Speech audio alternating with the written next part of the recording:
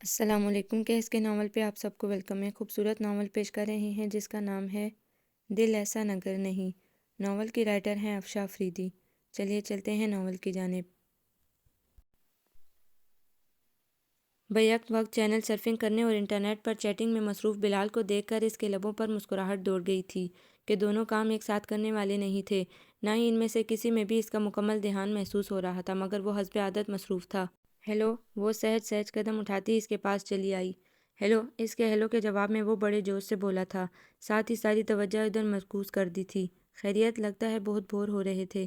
سامنے پڑے صوفے پر بیٹھتے ہوئے اس نے ہنس کر چھیڑنے والے انداز میں کہا تھا، جس پر اس نے بڑی سرد آب بھری تھی۔ پھر اشتیاق سے پوچھنے لگا، وہ تو ہے، مگر آپ کو کیسے پتہ چلا؟ تمہاری غیر موجودگی سے۔ ہائی، مگر میں تو یہیں موجود ہوں۔ اس نے خود کو چھو کر جیسے تسلی کی تو وہ مسکراتے ہوئے جھک کر جوگرز کے تسمے کھولنے لگی۔ ہاں، مگر پھر بھی یہاں نہیں تھے۔ آئی سی، غالباً قانون فلسفہ کی مشق نمبر 11 ہے یہ۔ وہ شرارت پر آمادہ تھا۔ انزا نے اسے مصنوعی غصے سے دیکھا تو وہ کھلکھلا کر ہنستے ہوئے اٹھ کر اس کے مقابل آ بیٹھا۔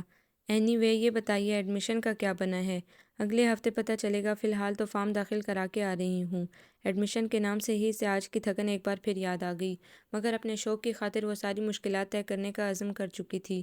تو گویا اگلے ہفتے ہی معلوم ہوگا کہ آپ اس شہر دلبراں کو اپنے مہمان نوازی کا شرف بخشیں گی یا نہیں۔ جواباً اس نے سر ہلایا۔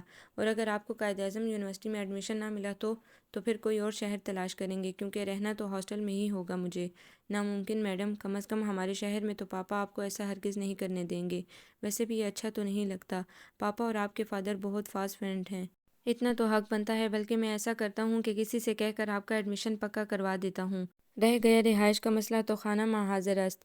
بلال نے پرخلوص پیشکش کی تو اس نے صاف منع کر دیا۔ جی نہیں شکریہ، میں میرٹ پر داخلہ لوں گی۔ وہ لطیف سا طنز کر رہا تھا۔ وہ کھل کر ہنس دی۔ ویسے بھی آپ کو آج نہیں تو کل اس گھر میں ہی آنا ہے، تو پھر تکلف کیسا؟ جم جم آئیں اور جم جم رہیں، ہمیں کیا اعتراض ہو سکتا ہے؟ بلال عادتاً چھپانے والی باتیں بھی کہہ جاتا تھا۔ اس وقت بھی اس اوپن سیکرٹ کو جسے سب نگاہوں میں چھپائے پھرتے تھے وہ مزے سے کہہ گیا تھا۔ انزا ایک لمحے کو جھیم سی گئی، تنبیہی نظروں سے اسے دیکھا تو وہ ہنسنے لگا۔ لیجیے، آپ تو ٹھیک ٹھاک شرما گئیں، جبکہ ابھی تک آپ نے ہاں بھی نہیں کہی ہے۔ بلال، او ہو، ٹھیک ہی تو کہہ رہا ہوں۔ بائی دا وے انزا جی، آپ نے اعظم بھائی کے متعلق جو بھی رائے قائم کی ہو مجھے ضرور بتائیے گا۔ بکو مت، ایسا کچھ نہیں ہے، محض وہم ہے تمہارا۔ اب کہ اس نے اسے پھیلتے دیکھا تو لگام کے طور پر جھوٹ کا سہارا لیا۔ میڈم کہتے ہیں جھوٹ کے پاؤں نہیں ہوتے، جبکہ آپ بنفس نفیس ہمارے گھر آ گئی ہیں۔ پچھلے اس 1.5 دن میں نے ممی پاپا کی تقریباً تمام ہی خفیہ میٹنگز دروازے سے کان لگا کر سنی ہیں۔ پوری لائف میں صرف ایک آپ ہی ایسا موضوع ہیں جس پر وہ دونوں تسلی سے گفتگو کرتے پائے گئے ہیں، اور خدا کا شکر ہے آپ کو بہو بنانے کے فیصلے پر ان کا اتفاق رائے ہو گیا، نہیں تو ایک بار پھر سن 17 کی یاد تازہ ہو جاتی۔ کیا مطلب؟ اس نے بمشکل مسکراہٹ دبائی تھی۔ مطلب یہ کہ شکر کریں وہ دونوں اعظم بھائی پر متفق ہو گئے، ورنہ یہ بھی ممکن تھا کہ ممی کا ووٹ اعظم بھائی اور پاپا کا فیصلہ ارحم بھائی کے حق میں ہو جاتا۔ پھر پتہ چلتا آپ کو کہ دو مساوی طاقت رکھنے والے سربراہوں کے اختلاف رائے کے نتیجے میں کیا کیا تباہ کاریاں ہوتی ہیں۔ بلال تو اسے باقاعدہ ڈرانے کی کوشش میں تھا۔ اس نے آنکھیں دکھائیں۔ فضول مت ہانکا کرو، میں نے تو انکل آنٹی میں ایسی کوئی بات نہیں دیکھی، بلکہ میں تو انہیں رشک کی نظر سے دیکھتی ہوں۔ بہت اچھا کپل ہے ان کا، یہاں رہ جائیں سارے خیالات ہوا ہو جائیں گے۔ یکدم وہ درویشانہ لہجے میں کہتا ہاتھ جاڑ کر اٹھ کھڑا ہوا تو وہ اسے سدھر جاؤ والی نظروں سے دیکھتی خود بھی اٹھ کھڑی ہوئی۔ بھوک کا احساس ستانے لگا تھا، اس لیے پوچھنے لگی، یہ بتاؤ اس وقت کھانے میں کیا ہے؟ چینل سرفنگ اور چیٹنگ جواب بڑا برجستہ موصول ہوا تھا۔ کیا مطلب؟ وہ بونچکی سی رہ گئی۔ مطلب یہ کہ ہمارے یہاں دوپہر کا لنچ صرف سیٹرڈے سنڈے کو بنتا ہے، باقی 5 دن چونکہ دوپہر میں صرف میں ہوتا ہوں، اس لیے ممی کے کہنے کے مطابق یا تو باہر جا کر برگر وغیرہ کھا لیتا ہوں یا پھر آملیٹ، جو کہ اس وقت بین الاقوامی سروے کے مطابق 80% لوگوں کا ناشتہ اور لنچ ہے، بلکہ کئی ایک کا تو ڈنر بھی یہی ہے۔ اینڈ تھینکس گاڈ میں آخر ذکر لوگوں میں سے نہیں ہوں۔ بلال کی طویل گفتگو کی وہ پچھلی 1.5 دن میں عادی ہو گئی تھی۔ ریئلی؟ بے یقینی سے سوال کیا۔ یس میڈم، لہٰذا آپ 2 منٹ انتظار کریں، میں ابھی آپ کے لیے میکسیکن آملیٹ بنا کر لاتا ہوں وتھ کافی۔ اور پھرتی سے کچن کی طرف جانے لگا تھا کہ اسے روک دیا۔ او نو تھینکس بلال، میں انڈا بالکل نہیں لیتی، الرجی ہے مجھے۔ ڈونٹ ٹیل می، اب کیا ہوگا؟ بڑے ہی دردناک تاثرات تھے بلال کے۔ تم فکر مت کرو، میں جا کر دیکھتی ہوں، کچن میں کچھ اور ہوا تو بنا لوں گی۔ اس نے جیسے اسے دلاسا دیا تھا۔ غالباً بلال صرف یہی بنا سکتا تھا، اسی لیے قدرے شرمندہ تھا۔ کیا آپ کو کوکنگ آتی ہے؟ بڑی آس سے دریافت کیا۔ ہاں بس تھوڑی بہت۔ وہ مسکرا کر گیسٹ روم میں چلی آئی، جو پچھلے 2 راتوں سے اس کے لیے وقف کیا ہوا تھا۔ اسے قدرے حیرانی ہو رہی تھی۔ سمیہ آنٹی کے گھر کا یہ حال اور ماحول ہوگا اسے قطعاً اندازہ نہ تھا۔ سلمان انکل بھی کتنے ویل سیٹلڈ آدمی تھے، وہ تو بچپن سے ان کو دیکھ کر رشک کیا کرتی تھی۔ اپنا گھر اسے ہمیشہ بے ترتیب لگتا تھا کہ اسے عورت کے لمس سے آشنائی نصیب نہیں ہوئی تھی، جبکہ سلمان انکل اور سمیہ آنٹی کو ایک ساتھ دیکھ کر وہ اکثر سوچتی کہ اگر اس کی والدہ نے ابھی کو نہ چھوڑا ہوتا تو شاید ان کا گھر بھی ایسا ہی ہوتا، مکمل اور پرسکون۔ بلال بچپن میں بھی ان کے یہاں آیا جایا کرتا تھا۔ سلمان انکل جب بھی آتے اسے ساتھ لاتے تھے، لہٰذا باوجود اس کے کہ وہ اس سے کم از کم 4 سال بڑی تھی، ان کی خاصی دوستی ہو گئی تھی۔ پھر یوں ہوا کہ بلال کو اس کے ہی اسکول میں داخل کرا دیا گیا تو وہ از خود اس کی گارجین بن گئی۔ اسے ہمیشہ بلال پر رشک آیا کرتا تھا، جس کا گھر مکمل تھا، فیملی مکمل تھی، ماں باپ اور 2 بڑے بھائیوں کا وہ قدرے لاڈلا تھا۔ تاہم چونکہ بھائی عمر میں اس سے 7 اور 8 سال بڑے تھے، لہٰذا انڈرسٹینڈنگ نام کی کوئی چیز نہیں تھی درمیان۔ سمیہ آنٹی شروع سے بزنس کرتی تھی، جبکہ انکل ابھی کی طرح گورنمنٹ آفیسر تھے۔ کم عمری کے زمانے میں تو ہر چمکتی چیز ہی سونا لگتی ہے۔ وہ سلمان انکل پر رشک کیا کرتی تھی کہ انہیں سمیہ آنٹی جیسی بیوی ملی تھی، جو نہ صرف خوبصورت اور تعلیم یافتہ ہیں بلکہ جدید دور کے تمام تقاضے نبھانا بھی جانتی ہیں۔ اس نے کبھی یہ سوچنے کی ضرورت ہی محسوس نہیں کی کہ آخر انکل ہمیشہ خود کیوں ان کے گھر آ جاتے ہیں۔ شام کا وہ وقت جب لوگ اپنی بیوی بچوں کے ساتھ گزارتے ہیں، وہ ان کے گھر ابھی کے ساتھ باتیں کر کے کس لیے ضائع کرتے ہیں؟ کیا سمیہ آنٹی کو ان کی کوئی پرواہ نہیں؟ وہ انہیں اپنے یہاں کیوں نہیں بلاتے؟ کبھی کبھی وہ بلال کے کہنے پر دونوں سے ضد کرتی کہ اسے بھی بلال کے گھر جانے دیں، وہ اس کے بھائیوں سے ملے گی، سمیہ آنٹی سے مزے مزے کی وہ تمام چیزیں بنوا کر کھائے گی جنہیں وہ اپنی امی سے بنوانے کی خواہشمند رہی ہے، مگر اس کی ضد ہمیشہ کمزور رہی تھی۔ بیٹا اگلی بار آپ کو لے جائیں گے۔ ابھی یہ انکل میں سے کوئی اس کے گال تھپ تھپا کر کہہ دیتا تو وہ خوش ہو جاتی اور تابیداری سے سر ہلا کر وہاں سے ہٹ جاتی۔ بلال پھر خوب گرم ہوتا اس پر۔ تم بالکل بے وقوف ہو انزا، دیکھ لینا پاپا اور تمہارے ابھی کبھی تم کو ہمارے ہاں نہیں لائیں گے۔ بلال کا چہرہ غصے سے سرخ ہو جاتا۔ کیوں؟ وہ سادگی سے استفسار کرتی۔ کیونکہ ممی کو یہ سب پسند نہیں۔ وہ جھٹ کہتا تو وہ فوراً نفی میں سر ہلا دیتی۔ جی نہیں آنٹی، ایسی نہیں، تم جھوٹ بولتے ہو۔ وہ نہ صرف اسے جھڑکتی، اس کی نفی کرتی، بلکہ اکثر ان کی باتوں کی تصدیق کے لیے سلمان انکل تک بھی جا پہنچتی، جس پر اسے بہلاتے ہوئے وہ کافی سخت نظروں سے بلال کو دیکھتے تھے۔ فوری طور پر تو وہ شرمندہ ہو جاتا تھا، مگر پھر وہی ڈھاک کے 3 پات، وہ کھلا تبصرہ کرنے کا عادی تھا۔ اسی طرح وقت گزرتا چلا گیا۔ جس سال اس نے میٹرک کیا، بلال نے بھی 6ٹھی کلاس پاس کر لی۔ اس کے اسکول سے جانے پر وہ خاصا اداس تھا، مگر یہ اداسی زیادہ دن چل نہ سکی اور وہ سب لوگ اچانک اسلام آباد شفٹ ہو گئے۔ شروع میں انزا کو جھٹکا تو لگا، مگر کالج کے نئے نئے ماحول نے جلد اسے اپنی جانب متوجہ کر لیا اور زندگی دھیرے دھیرے روٹین پر آ گئی۔ اسلام آباد سے سلمان انکل اور بلال کے شروع میں تو خط اور فون آئے، پھر ان کا سلسلہ موقوف ہوتا چلا گیا۔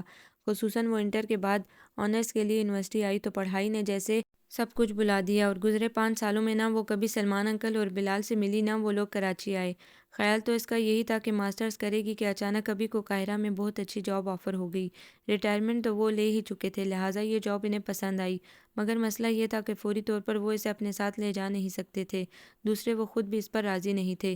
2 سال کا کانٹریکٹ تھا، لیکن اس نے بمشکل تمام انہیں اس بات پر راضی کر ہی لیا کہ وہ یہیں اپنے ملک میں اپنی تعلیم مکمل کرے گی، مگر ابھی کی بھی شرط تھی کہ اسے اسلام آباد سلمان توفیق کے پاس رہنا ہوگا، جن کے بیٹے کے سلسلے میں انہوں نے چند ماہ پہلے اس سے بات بھی کی تھی، اور چونکہ وہ امتحانوں میں مصروف تھی اس لیے کوئی جواب نہیں دیا تھا اس نے۔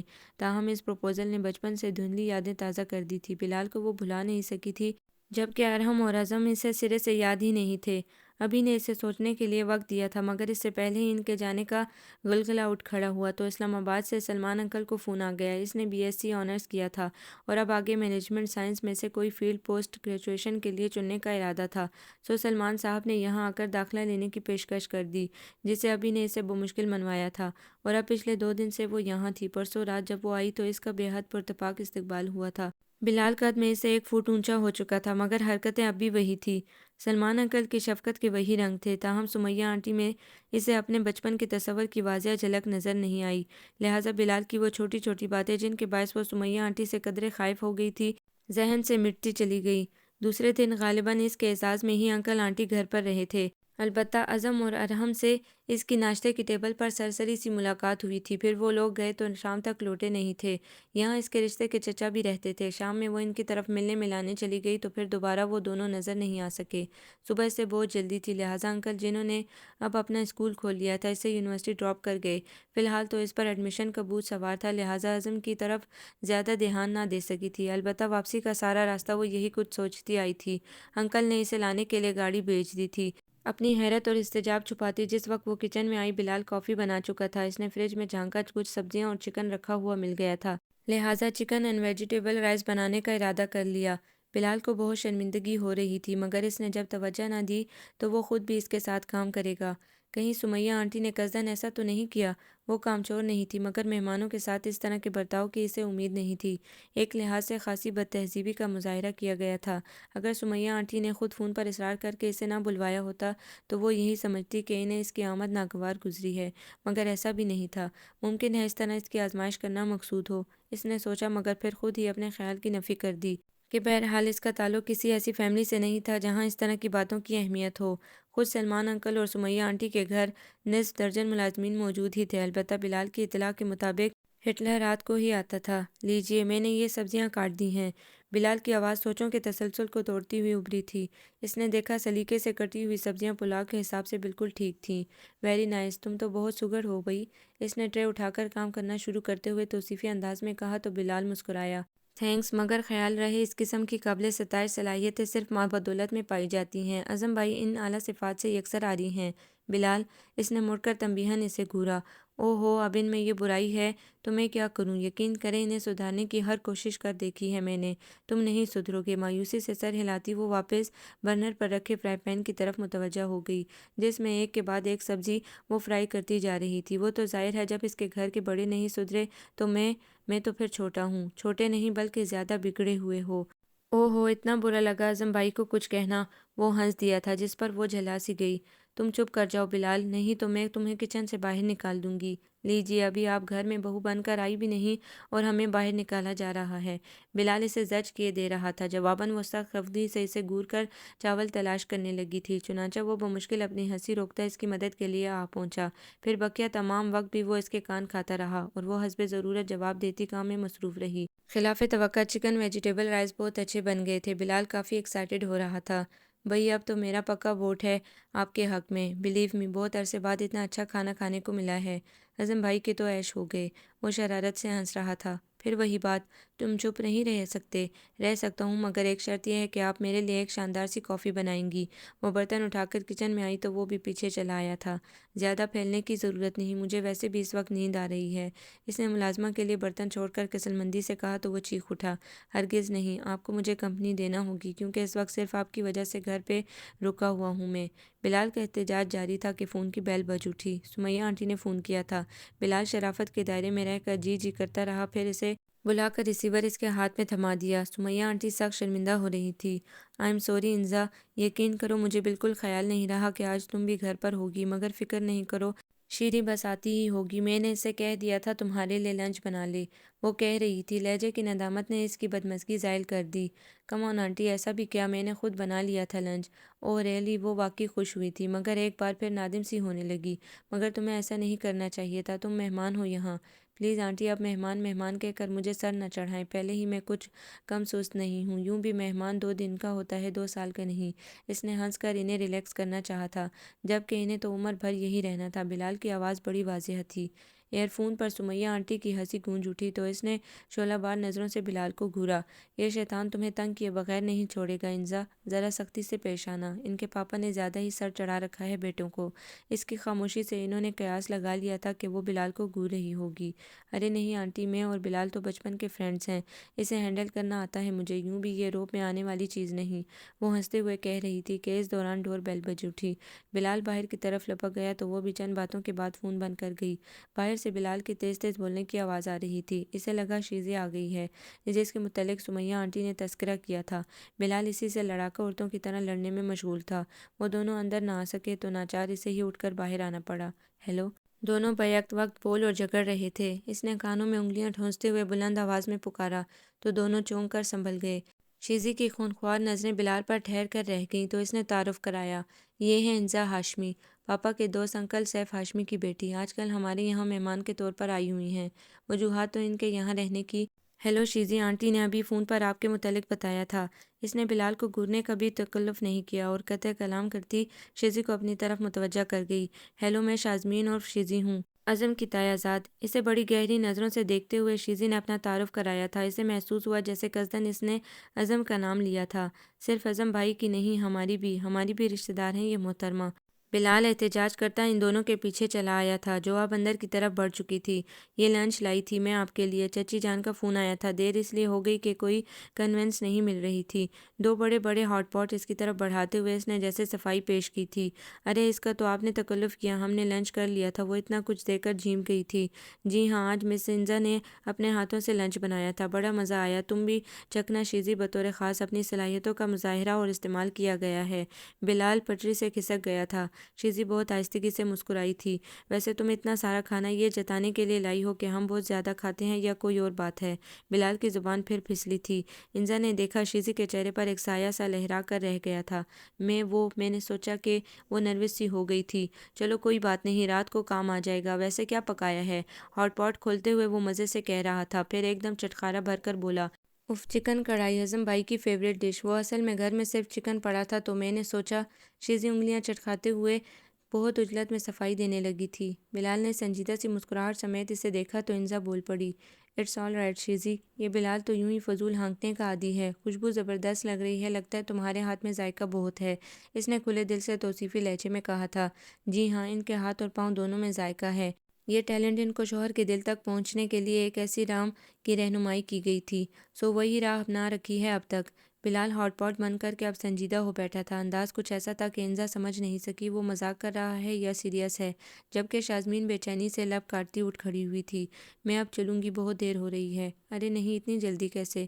ابھی تو تم آئی ہو، بیٹھو میرے ساتھ۔ یہاں تو کوئی لڑکی ہی نہیں جس سے گپ شپ لگائی جا سکے، لہٰذا بلال سے اب تک گزارا کرنا پڑ رہا تھا۔ وہ بے تکلفی سے بولی تو شازمین کے لبوں پر مسکراہٹ گونج گئی، جبکہ بلال چیخ اٹھا تھا، بڑے افسوس کی بات ہے انزا، جس بندے کی کمپنی نے آپ کو اتنے دن بور ہونے سے بچایا، ابھی اس کی ہی اہمیت نہیں رہی۔ بکو مت، تمہاری باتوں سے میرے سر میں درد ہو جاتا ہے، سمجھے؟ آپ کافی فرینڈلی سی ہیں، جبکہ میں سمجھی تھی کہ… اس سے پہلے کہ بلال مزید شور کرتا شازمین بول پڑی تھی، پھر بات ادھوری چھوڑ بھی دی۔ شاید انزا کی نظروں کا اثر تھا۔ کیوں، تمہیں کیا بلال نے ورغلایا تھا؟ اس نے بلال پر آنکھیں نکالیں۔ جی نہیں، مجھے کوئی شوق نہیں فضول لوگوں کے متعلق باتیں کرنے کا۔ وہ اب ٹی وی آن کر کے بیٹھ چکا تھا۔ وہ ہلکے سے مسکرا کر دوبارہ شازمین کی طرف متوجہ ہو گئی، جو بے اختیار جملے کے پھسل جانے پر نادم سی ہو رہی تھی۔ اینی وے، جو بھی تمہارا امیج تھا میرے متعلق، اس سے قطع نظر تمہارا امیج بڑا اچھا بن گیا ہے میری نظر میں۔ وہ قصداً ہنستے ہوئے بولی تو شازمین کے چہرے سے ندامت کے بادل چھٹ گئے۔ پھر حسب روایت دو خواتین کی موجودگی میں خاموشی وہاں بھٹک بھی نہ سکی۔ بلال پہلے تو منہ بنائے ٹی وی کی طرف متوجہ رہا، مگر جب انہوں نے نوٹس نہیں لیا تو ساری ناراضگی بھلائے واپس ان کے پاس آ بیٹھا۔ اس کے چٹکلوں اور نوک جھونک نے محفل کو مزید رنگ دے دیا تھا۔ تاہم انزا نے کئی بار محسوس کیا کہ بلال کے اکثر جملوں سے شازمین کے چہرے کا رنگ پھیکا پڑ جاتا تھا۔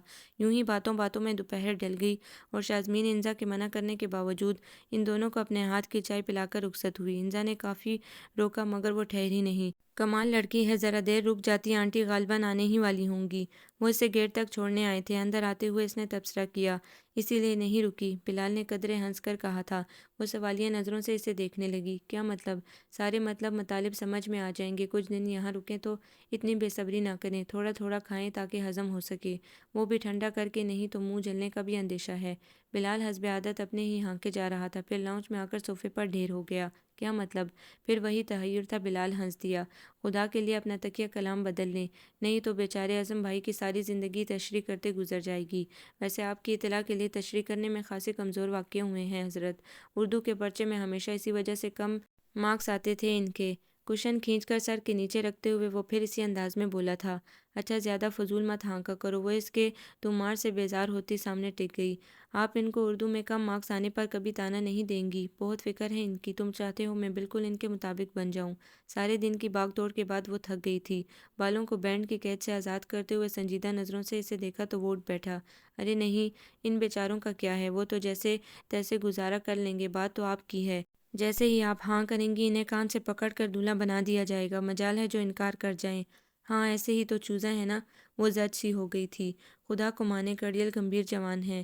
ہاں یہ بات الگ ہے کہ چوزا جیسی لڑکیاں انہیں بہت پسند ہیں، وہ توصیفی لہجے میں کہہ کر یکدم اطلاعیہ انداز میں بولا تھا۔ کیا مطلب؟ اس نے آنکھیں جھکا لیں۔ پھر وہی مطلب، وہ جیسے جلایا پھر خود ہی بولنے لگا۔ مطلب میری بھابھی کے انہیں دبو قسم کی شرمانے گھبرانے والی لڑکیاں کافی پسند ہیں، جان دیتے ہیں ایسی ماجبینوں پر۔ ماشاءاللہ کتنی مرتبہ یہ مارکا مارا جا چکا ہے۔ وہ بھی اس کا موڈ سمجھ گئی تھی۔ آرام سے پیر پسار کر صوفے پر نیم دراز ہو گئی۔ کم از کم 20-25 بار، وہ بھی میری معلومات کے مطابق، البتہ آف دا ریکارڈ اسکورز اس سے زیادہ ہیں، وہ یقین سے کہہ رہا تھا۔ زیادہ فضول کوئی مت کیا کرو، تمہارے جیسے نہیں ہیں وہ بے اختیار کہہ گئی تھی۔ کل کی ملاقات کا تاثر تھا غالباً۔ بلال نے مسکراہٹ دبا کر ترچھی نگاہ سے اسے دیکھا اور سنجیدگی طاری کرتے ہوئے بولا، میرے جیسے ہی ہیں وہ بھائی ہیں میرے، وہ بھی بڑے۔ انداز چڑھانے والا تھا۔ وہ جھنجھلا کر رخ موڑ گئی تو وہ اٹھ کھڑا ہوا۔ اب جا کہاں رہے ہو؟ چکن کڑھائی سے شغل کرنے۔ یہ شازمین بہت اچھے کھانے بناتی ہے، آپ کو معلوم نہیں؟ اس کی اسی صفت کی بنا پر میں نے اسے اپنی بھابھی بنانا چاہا تھا۔ وہ جاتے جاتے رکا تھا، بلا ارادہ کہہ کر بغور اس کے چہرے کا جائزہ لیا جس پر بلا کا سکون طاری تھا۔ ارحم کے رشتے سے، وہ یہی سمجھی تھی۔ نہیں، اعظم بھائی کے رشتے سے۔ بلال کا اندازہ سنجیدہ اور گہرا تھا۔ وہ یوں ہی سر اٹھا کر اسے دیکھنے لگی تو وہ یکدم پیشبندی کے طور پر بول پڑا، پلیز یہ صرف میرا خیال تھا، یوں بھی اس زمانے میں ارحم بھائی پاکستان میں نہیں تھے۔ اس کی وضاحت پر وہ محض مسکرا دی، کیونکہ اس کا اعظم سے ایسا کوئی دلی تعلق نہیں تھا کہ وہ اس بات کو محسوس کرتی۔ یوں بھی ایسا تو سوچا جاتا ہی ہے، اعظم کوئی اس سے منسوب تو نہیں تھا؟ ہاں سنا تھا، شاید اسی سال واپسی ہوئی تھی۔ وہ خیالات سے نکل کر نارمل سے انداز میں بولی تو بلال واپس بیٹھ گیا۔ مگر لگتا ہے وہ واپس آ گئے ہیں، مگر ابھی واپسی کا سفر شروع نہیں کیا۔ وہ سمجھ نہیں سکی تھی، مگر اس مرتبہ وہ مشکل کیا مطلب کو زبان پر پھسلنے سے پہلے ہی روک لیا تھا۔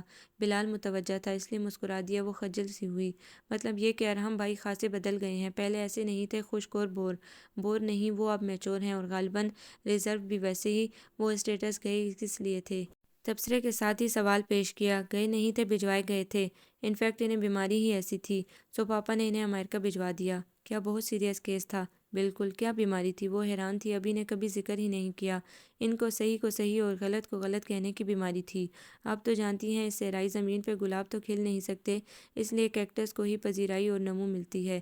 لہٰذا بابا نے کہا کہ تم جیسے پودے کے لیے وہی زمین زرخیز ہے، اور انہیں بھیج دیا۔ اوہ، یوں بھی جانے سے پہلے ان کا ایک ایکسیڈنٹ ہو گیا تھا یہاں۔ آپ کو تو معلوم ہی ہے کہ اندرونی چوٹ کا ذرا دیر سے پتہ چلتا ہے۔ سوا نہیں بھی اندازہ نہ ہوا اور وہ دلدل میں دھنستے چلے گئے۔ معنی اب کے کیا مطلب کا متبادل تلاش کر لیا تھا اس نے؟ معنی یہ کہ انہیں ایک طرحدار اور خوش گفتار خاتون سے افلاطونی قسم کا عشق ہو گیا تھا۔ شروع میں ان محترمہ پر غور ہی نہیں کیا، اور جب غور کرنے کی نوبت آئی تو اس کی ضرورت ختم ہو چکی تھی۔ لہجے کو سنسنی خیز بنا کر بتاتے بتاتے وہ اداسی کی بھرپور ایکٹنگ پر اتر آیا تھا۔ آئی سی، وہ مسکرا دی تھی، مگر بلال نے دیکھا ہی نہیں۔ ہاں جی، بس ایسے ہی سیڈ اسٹوری ہے ان کی۔ وہ خاتون انہیں دغا دے گئیں تو خوشی اور گفتار دونوں بیچارے ارحم بھائی کا ساتھ چھوڑ گئیں۔ اب عرصے بعد واپس آئے ہیں تو بھی خوش نہیں۔ شاید ماضی کے کھنجروں میں بکھرے اور لٹے ہوئے عہد رفتہ کے نشان ڈھونڈتے رہتے ہیں آج کل، وہ بڑے گداز سے کہہ رہا تھا۔ مگر ایسا کیوں؟ ایسا یوں کہ آرکیالوجی میں ڈاکٹریٹ کر کے آئے ہیں، اسی قسم کے کام کر سکتے ہیں۔ کھنڈروں میں بھوتوں کی طرح منڈلانے کی بیماری لاحق ہو گئی ہے انہیں اب۔ بلال کی بات پر اسے بے ساختہ ہنسی آ گئی تھی، سو ہنستی چلی گئی۔ توبہ کیسی باتیں کرتے ہو؟ بس ایسی ہی باتیں کرتا ہوں میں۔ اب آپ بھی اٹھ جائیں، اعظم بھائی کے آنے سے پہلے ذرا شاور لے کر فریش ہوں اور کوئی اچھا سا ایوننگ ڈریس پہنیں۔ یہ گھر ہے، یونیورسٹی نہیں۔ اس کے سفید شلوار دوپٹے اور فیروزی امبرائڈری والی قمیض کو نشانہ بناتے ہوئے وہ کہہ رہا تھا۔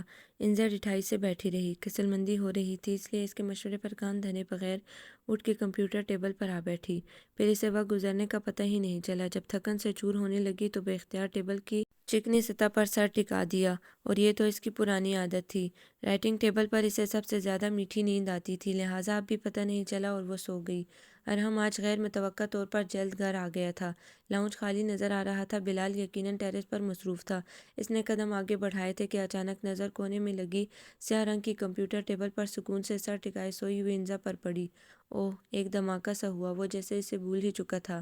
ادھر ادھر نظر دوڑائی تو ذرا دیر میں بلال سیڑھیاں اترتا نظر آیا۔ غالباً ٹیرس سے اس کی گاڑی پورٹیکو میں کھڑی نظر آ گئی تھی جب ہی اتر آیا تھا، ورنہ اس ٹائم ادھر ادھر کے ٹیرس پر رنگین آنچلوں کی آمد اسے بلاوا دیتی رہتی تھی، اور وہ کورذوق ہرگز نہ تھا۔ ہیلو، آج اتنی جلدی؟ خیر تو ہے؟ آخری سیڑھی پر پہنچنے سے پہلے ہی وہ شروع ہو چکا تھا۔ بس آج ذرا جلدی فرصت مل گئی تھی، وہ دھیمی آواز میں بولا۔ لاشعوری طور پر اس کی نیند ڈسٹرب ہو جانے کا خدشہ تھا، جو سونے سے پہلے اپنی سماعتیں شاید رہن رکھ گئی تھی جب ہی بلال کی آواز پر نہیں اٹھی تھی، لہٰذا وہ ٹیرس پر چلا گیا تھا۔ اوہ، ویسے کتنا اچھا ہوتا اگر یہ واقعہ اور یہ جملہ اعظم بھائی کا ہوتا، وہ سامنے بیٹھتے ہوئے بولا تو ارحم نے ٹائی ڈھیلی کرتے ہوئے آستینیں چڑھائیں۔ کیا مطلب؟ مطلب یہ کہ اعظم بھائی اگر آج جلدی آ جاتے تو مجھے یقین ہو جاتا کہ وہ واقعی ممی کی خواہش کو دل سے مان چکے ہیں۔ اس کے لہجے میں سنجیدگی تھی۔ ارحم نے ایک نظر بغور اسے دیکھا اور پھر رک کر گویا ہوا۔ خواہشیں دل میں خود رو پودے کی طرح اگتی ہیں، انہیں کسی کی خاطر زبردستی دل میں بسایا نہیں جا سکتا۔ ممی غالباً یہ نکتہ ہمیشہ بھول جاتی ہیں۔ آپ اعظم بھائی کی حمایت کر رہے ہیں یا ممی کے خلاف ہیں؟ جو بھی سمجھ لو، یوں بھی اعظم کو اللہ تعالیٰ نے ایک عدد دل اور ایک عدد دماغ دے رکھا ہے، اس کے فیصلے کو آزمانے میں کوئی حرج نہیں تھا۔ مگر یہ پرانا قصہ ہے، جنگ وہی جیتتا ہے جو لڑتا ہے۔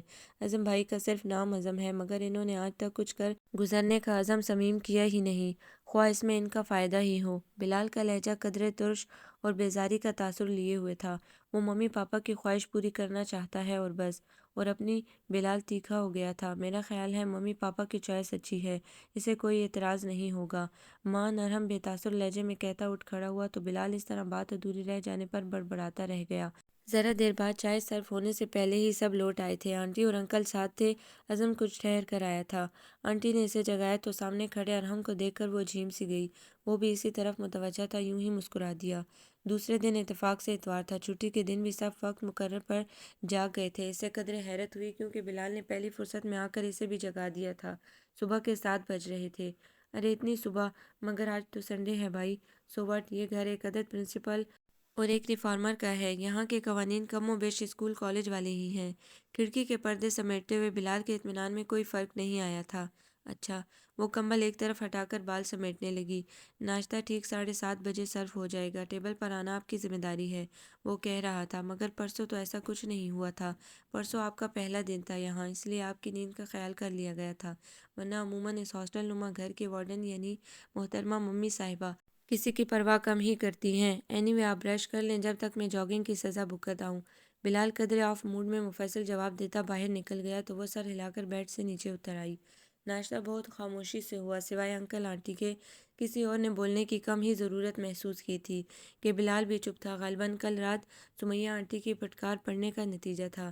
رات ڈنر پر شازمین کا بنایا ہوا چکن کڑھائی اور اس کے بنائے ہوئے چاول بالخصوص اعظم کے سامنے رکھتے ہوئے اس کا یہ کہنا غضب ہو گیا کہ اعظم بھائی چوائس کر لیں، دیکھیں کرہ فال کس کے نام نکلتا ہے۔ سمیہ آنٹی کی غضب کی ڈانٹ اس کا حصہ بنی تھی جب سے موڈ آف تھا اس کا۔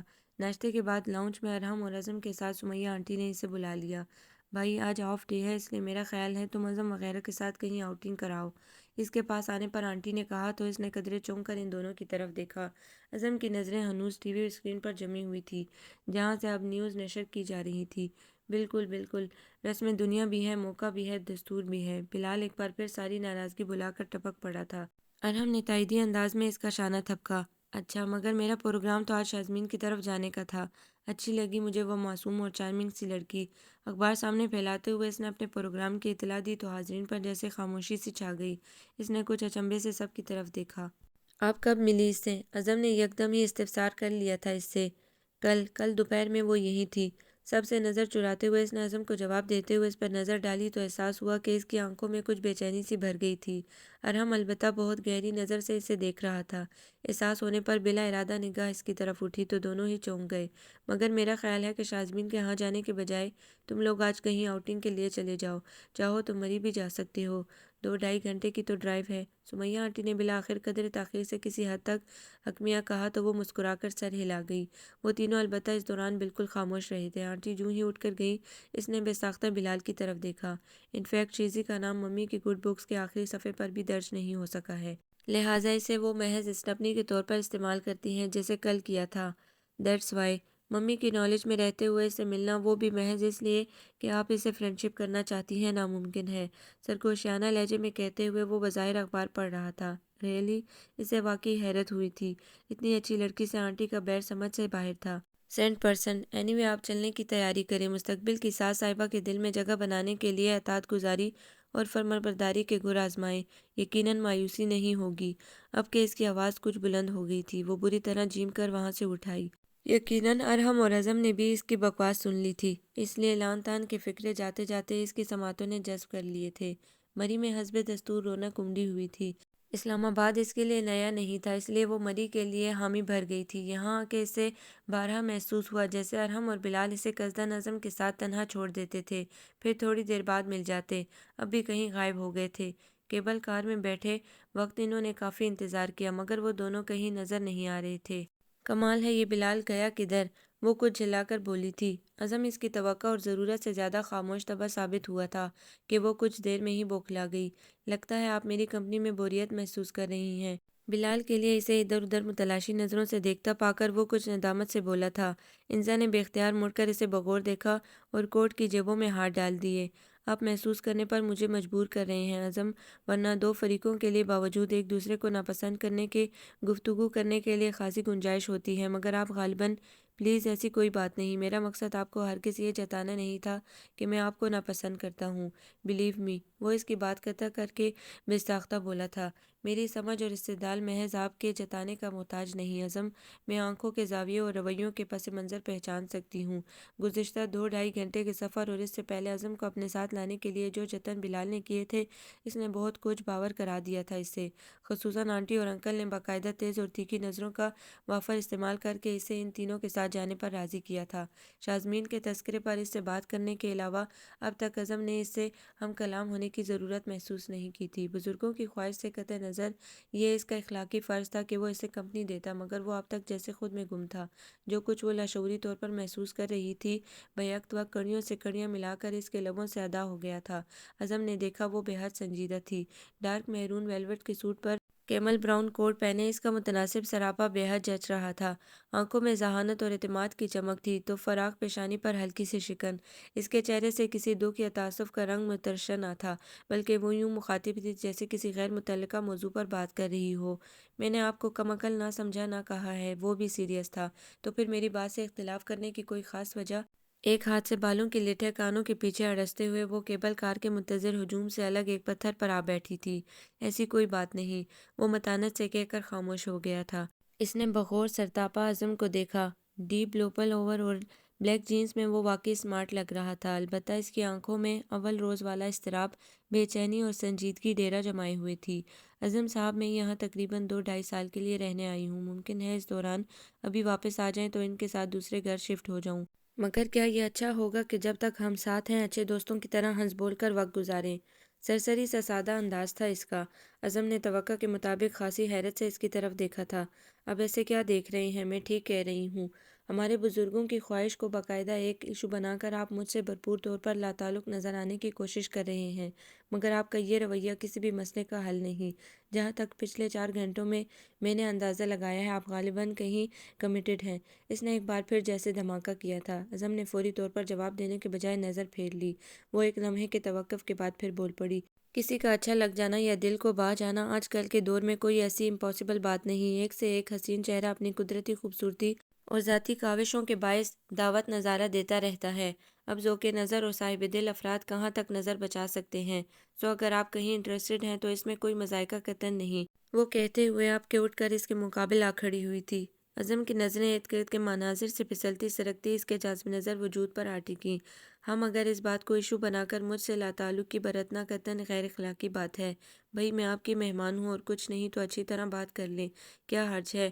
اینڈ بلیو می، آپ کے حسن اخلاق کو کم از کم میں تو مثبت جواب کنسیڈر نہیں کروں گی، اور نہ ہی آپ ایسا کوئی خیال ذہن میں لائیے گا کہ بہرحال اخلاق برتنا اور انتخاب کرنا دونوں الگ الگ معاملات ہیں۔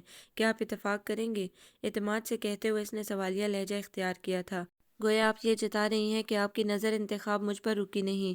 اس کی توقع کے برخلاف عزم نے اپنے تئیں یہ نتیجہ اخذ کیا۔ ایک لمحے کے لیے اس نے حیرت سے نظر اٹھا کر اسے دیکھا، پھر ہنس پڑی۔ کم آن عزم، کیا زندگی کے بارے میں اتنا اہم فیصلہ چند دنوں میں یا چند لمحوں میں کیا جا سکتا ہے؟ نہیں، بلکہ اس کے لیے تو بہت سوچ سمجھ کر قدم اٹھانا پڑتا ہے۔ یوں بھی میں نے اپنی زندگی کی بھاگ دوڑ ابھی کے ہاتھ میں دے رکھی ہے۔ جو فیصلہ ان کا ہوگا مجھے منظور ہوگا، کیونکہ میرے خیال میں ہمارے پیرنٹس ہمارے لیے اچھا ہی سوچتے ہیں۔ ہم اگر اچھا یا برا ہمیشہ سائنسی فارمولے کی طرح یکساں یا ناقابل تغیر نہیں ہوتا۔ ضروری نہیں جو ان کے نزدیک اچھا ہو وہ اولاد کو بھی اچھا لگے، یا جسے وہ برا سمجھے وہ واقعی بچوں کے حق میں برا ثابت ہو۔ اس کے مطمئن انداز کے جواب میں عزم نے اسے بے چینی بھری سنجیدگی سے جواب دیا جو وہ گزشتہ 2 دن سے دیکھ رہی تھی۔ پتہ نہیں اس نے اسے کیا سمجھانا چاہا تھا۔ وہ خاموشی سے نظر کا زاویہ بدل کر کچھ سوچنے لگی۔ عزم کو غالباً احساس ہو گیا تھا کہ وہ کیا کہہ گیا ہے، جب ہی اسے متوجہ کیا۔ پلیز، میرا مقصد آپ کو ہرٹ کرنا نہیں تھا۔ آپ بہت اچھی لڑکی ہیں، پر اعتماد ہے، سلجھی ہوئی ہیں۔ میں آپ جیسے لوگوں کی قدر کرتا ہوں۔ وہ تو نظر آ رہا ہے۔ وہ کسی گہری سوچ کی گرد جھاڑ کر مسکرائی تھی۔ پلیز، میں نے ایکسکیوز کیا ہے نا، وہ نادم سا کہہ رہا تھا۔ اوکے، مگر آپ نے میرے ایک سوال کا جواب نہیں دیا۔ اس کا اشارہ کمیٹڈ ہونے والے سوال کی طرف تھا۔ عظم کے چہرے پر یکدم خفیف سا کھچاؤ در آیا جسے وہ پا گئی تھی۔ اچھا رہنے دے اس سوال کو، کوئی اور بات کرتے ہیں، بلکہ اس کو بھی چھوڑیں۔ بلال اور ارحم کو ڈھونڈتے ہیں، یوں بھی آپ کا جواب تو مجھے تقریباً مل ہی گیا ہے۔ ہلکی سی شگفتہ مسکراہٹ سمیت ایک بار پھر بڑے اعتماد سے کہہ کر وہ آگے بڑھ گئی تھی۔ عظم ایک سیکنڈ کے لیے رک کر اسے دیکھتا رہا، پھر سر جھٹک کر آگے بڑھ آیا۔ پھر انہیں زیادہ تردد نہیں کرنا پڑا، وہ لوگ ذرا فاصلے پر ہی مل گئے۔ عظم کو بلال اور ارحم نے بالخصوص غور سے دیکھا تھا، غالباً کسی قسم کی تبدیلی تلاش کرنے کی کوشش کی گئی تھی۔ عظم گو کہ جانتا تھا، مگر وہ مزید بد اخلاقی کا مظاہرہ کر نہیں سکتا تھا، سو بلال کے بلا وجہ کھنکارنے اور ارحم کے دبے دبے انداز میں مسکرانے کے باوجود اب بول رہا تھا۔ پنڈی پوائنٹ سے گھوڑا گلی تک چیئر لفٹ پر صنوبر اور چیئر کے درختوں کے اوپر سے گزرتے ہوئے 3 میل کا راستہ اسے پتہ تک نہیں چلا۔ چلیں بھائی، اب واپسی کی فکر کریں، خاصا ٹائم گزر چکا ہے۔ ارحم نے انہیں گلیات کے علاقے میں مزے سے گھومتے پھرتے دیکھ کر کہہ دیا۔ ہاں، مگر پہلے ہم اعظم بھائی کی نیک کمائی سے نتھیا گلی کے گرین ہوٹل میں کھانا کھائیں گے، اس کے بعد۔ بلال نے اعظم کی طرف دیکھے بغیر ہی ہانک دیا تھا۔ لیکن پہلے اعظم سے تو پوچھ لو، انزا نے متانت سے کہا تو اعظم نے سر ہلا دیا۔ ہاں ضرور، مجھے بھلا کیا اعتراض ہو سکتا ہے۔ سن لیں ارحم بھائی، یہ جملہ نوٹ کر لیں، ممی کو سنا کر شاباش وصول کریں گے۔ بلال ان دونوں کی پوزیشن کا لحاظ کیے بغیر بول رہا تھا۔ انزا نے یوں ہی ادھر ادھر دیکھنا شروع کر دیا، تاہم ارحم نے بلال کو سخت فحمائشی نظروں سے دیکھا تھا۔ کھانے کے بعد وہ لوگ اسے مال روڈ لے آئے، جہاں سے اس نے فر کا پرس، کشمیری کین کی چھوٹی چھوٹی خوبصورت ٹوکریاں، کینٹ مارکیٹ سے میوہ اور شال خریدی۔ بلال اسے روکتا رہا، مہنگائی سے خوب ڈرایا، مگر وہ مانی نہیں۔ ارحم اور اعظم البتہ خاموش رہے تھے۔ یہ شال میں نے شازمین کے لیے لی ہے، اچھی ہے نا؟ واپسی میں وہ کہہ رہی تھی۔ تینوں بھائی کچھ چونکے تھے۔ آپ کو لگتا ہے کچھ زیادہ ہی پسند آ گئی ہے شیزی، بلال ہنس کر کہہ رہا تھا۔ وہ ہے ہی ایسی، یوں بھی میں یہاں جب تک ہوں اچھی اچھی دوستیں بناؤں گی ہی۔ جب تک سے کیا مراد ہے آپ کی؟ اعظم بھی متوجہ تھا، مگر سوال بلال نے ہی کیا تھا۔ اس نے ایک نظر آگے بیٹھے اعظم کی طرف دیکھا اور پھر دھیرے سے مسکرا دی۔ جب تک سے مطلب جب تک یہاں کا دانہ پانی لکھا ہے، اور اگر دانہ پانی تا عمر کا ہو تو؟ بلال دریافت کر رہا تھا۔ وہ سر جھکا گئی۔ بلال خاموش رہو۔ ارحم نے اسے ڈپٹا تو کار میں یکدم خاموشی چھا گئی، جو واپسی تک رہی۔ گھر پر آنٹی ان کی منتظر تھی۔ اعظم اور اسے بلا کر ادھر ادھر کی کئی باتیں کرتے کرتے انہوں نے بہت کچھ اخذ کرنا چاہا تھا، دونوں جانتے تھے، اس لیے پروں پر پانی پڑنے نہ دیا۔ ہیلو، کیا بات ہے؟ 3 دن سے مستقل مراقبے میں ہو، خیریت تو ہے؟ ثنا نے نہ صرف اسے ٹھوکا دیا بلکہ سوال بھی کر ڈالا تھا۔ جواباً شازمین نے اسے ایسی نظروں سے دیکھا جیسے کہہ رہی ہو، تم جانتی تو ہو۔ اوفو بھائی، اب اس طرح گھورو تو مت، ویسے ہی کافی نازک دل ہے میرا، معاف کرو کہ چھیڑ دیا میں نے تمہیں۔ ویسے ایک بات بتاؤ، وہ تمہاری رقیب روسیہ کیا واقعی بہت چارمنگ ہے؟ مصنوعی خوف ظاہر کرنے کے بعد وہ چک کر ٹیبل پر بیٹھ گئی تھی۔ ثنا پلیز فضول الفاظ مت استعمال کرو۔ انزا بیچاری کا کیا قصور؟ اسے کون سا تمہارے دل کی خبر ہے جس پر اعظم سلمان کا قبضہ ہو چکا ہے؟ ثنا نے اس کی بات اچکی تھی اور خوب اچکی تھی۔ وہ یوں ہی سر جھکا کر چاول چننے لگی۔ مگر ایک بات یاد رکھو شیزی، تمہاری چچی کبھی اس رشتے کے حق میں حامی نہیں بھریں گی، سو جس گاؤں جانا نہیں ہے اس کے کوس گننے میں چھوڑ دو۔ یوں بھی امی اب تمہارے لیے ادھر ادھر بات چلا رہی ہیں، سو جتنی جلد اپنا مائنڈ میک اپ کر لو اچھا ہے۔ نصیحت سے پر لہجہ تھا اس کا۔ وہ آنکھوں میں تیرتی نمی سمیت اسے دیکھنے لگی۔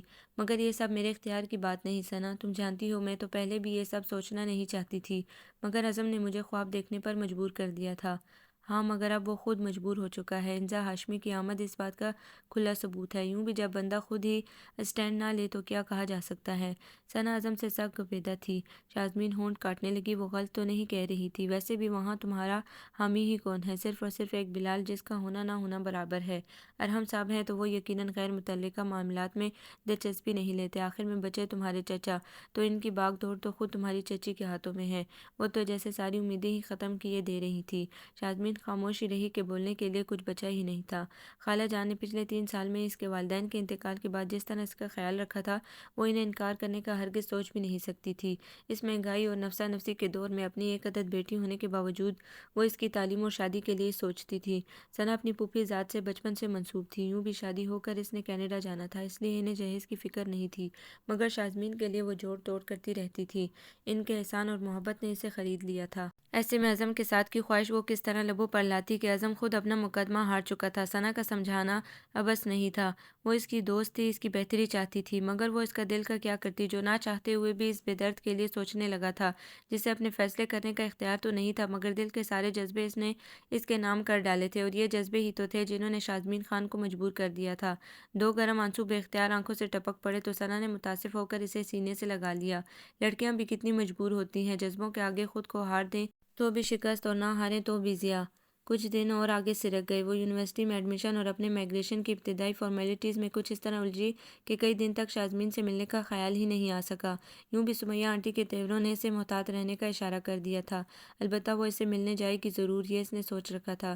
اعظم اور ارحم سے گزرتے دنوں میں کسی قدر بے تکلفی ہو گئی تھی، خصوصاً ارحم جسے انزا کی طرح نشے کی حد تک دو چیزیں بے حد پسند تھیں، ایک کافی اور دوسرے شطرنج، اور دونوں جوں ہی فارغ ہوتے شطرنج کی بازی جما کر بیٹھ جاتے اور کافی گاہے بگاہے پیے جاتے۔ سردیوں کے اوائل دن تھے، کچھ اسلام آباد کی خاموشی اور کچھ سمیہ آنٹی اور سلمان انکل کے گھر کے ماحول نے اسے جلد بے حد بوریت کا احساس دلا دیا۔ یہاں نہ صرف خاموشی اور جمود تھا بلکہ کسی حد تک ایک دوسرے سے لاتعلقی بھی تھی۔ آنٹی بظاہر اپنے بزنس کم سوشل ورک میں مصروف رہتی تھی، مگر ان کی نظر ہر ایک پر رہتی۔ تینوں بیٹے اور شوہر ان کی ڈکٹیٹرشپ کے آگے سرنڈر کر جاتے تھے۔ اسے کبھی کبھی حیرت بھی ہوتی، جانے انہیں کیا ہنر آتا تھا کہ سب ان کے حکم پر سرنگو کر دیا کرتے تھے، حتیٰ کہ بلال بھی۔ شروع میں اس نے دوپہر میں اسے کمپنی دینے کی کوشش کی، مگر جب وہ یونیورسٹی سے آ کر اپنی سابقہ عادت کے مطابق عصر تک سونے لگی تو اس نے بھی اپنی گزشتہ مصروفیات شروع کر دیں۔ اس شام وہ کئی دن بعد فارغ تھی، ابی سے تقریباً ہر ہفتے بات ہوتی تھی، سو ان کی طرف سے بھی اطمینان تھا، گو کہ انہوں نے فون پر اعظم کے متعلق کچھ نہیں پوچھا تھا، مگر وہ جانتی تھی کہ وہ اس کی رائے کے منتظر ہیں۔ وہ اپنی ماما کی طرح خود سر اور ہٹ جرم نہیں تھی، مگر پھر بھی ابھی اس کے معاملے میں ہمیشہ احتیاط سے کام لیتے، اس کی مرضی اور رائے کو مقدم رکھتے، پھر یہ تو خالصتاً اس کا معاملہ تھا۔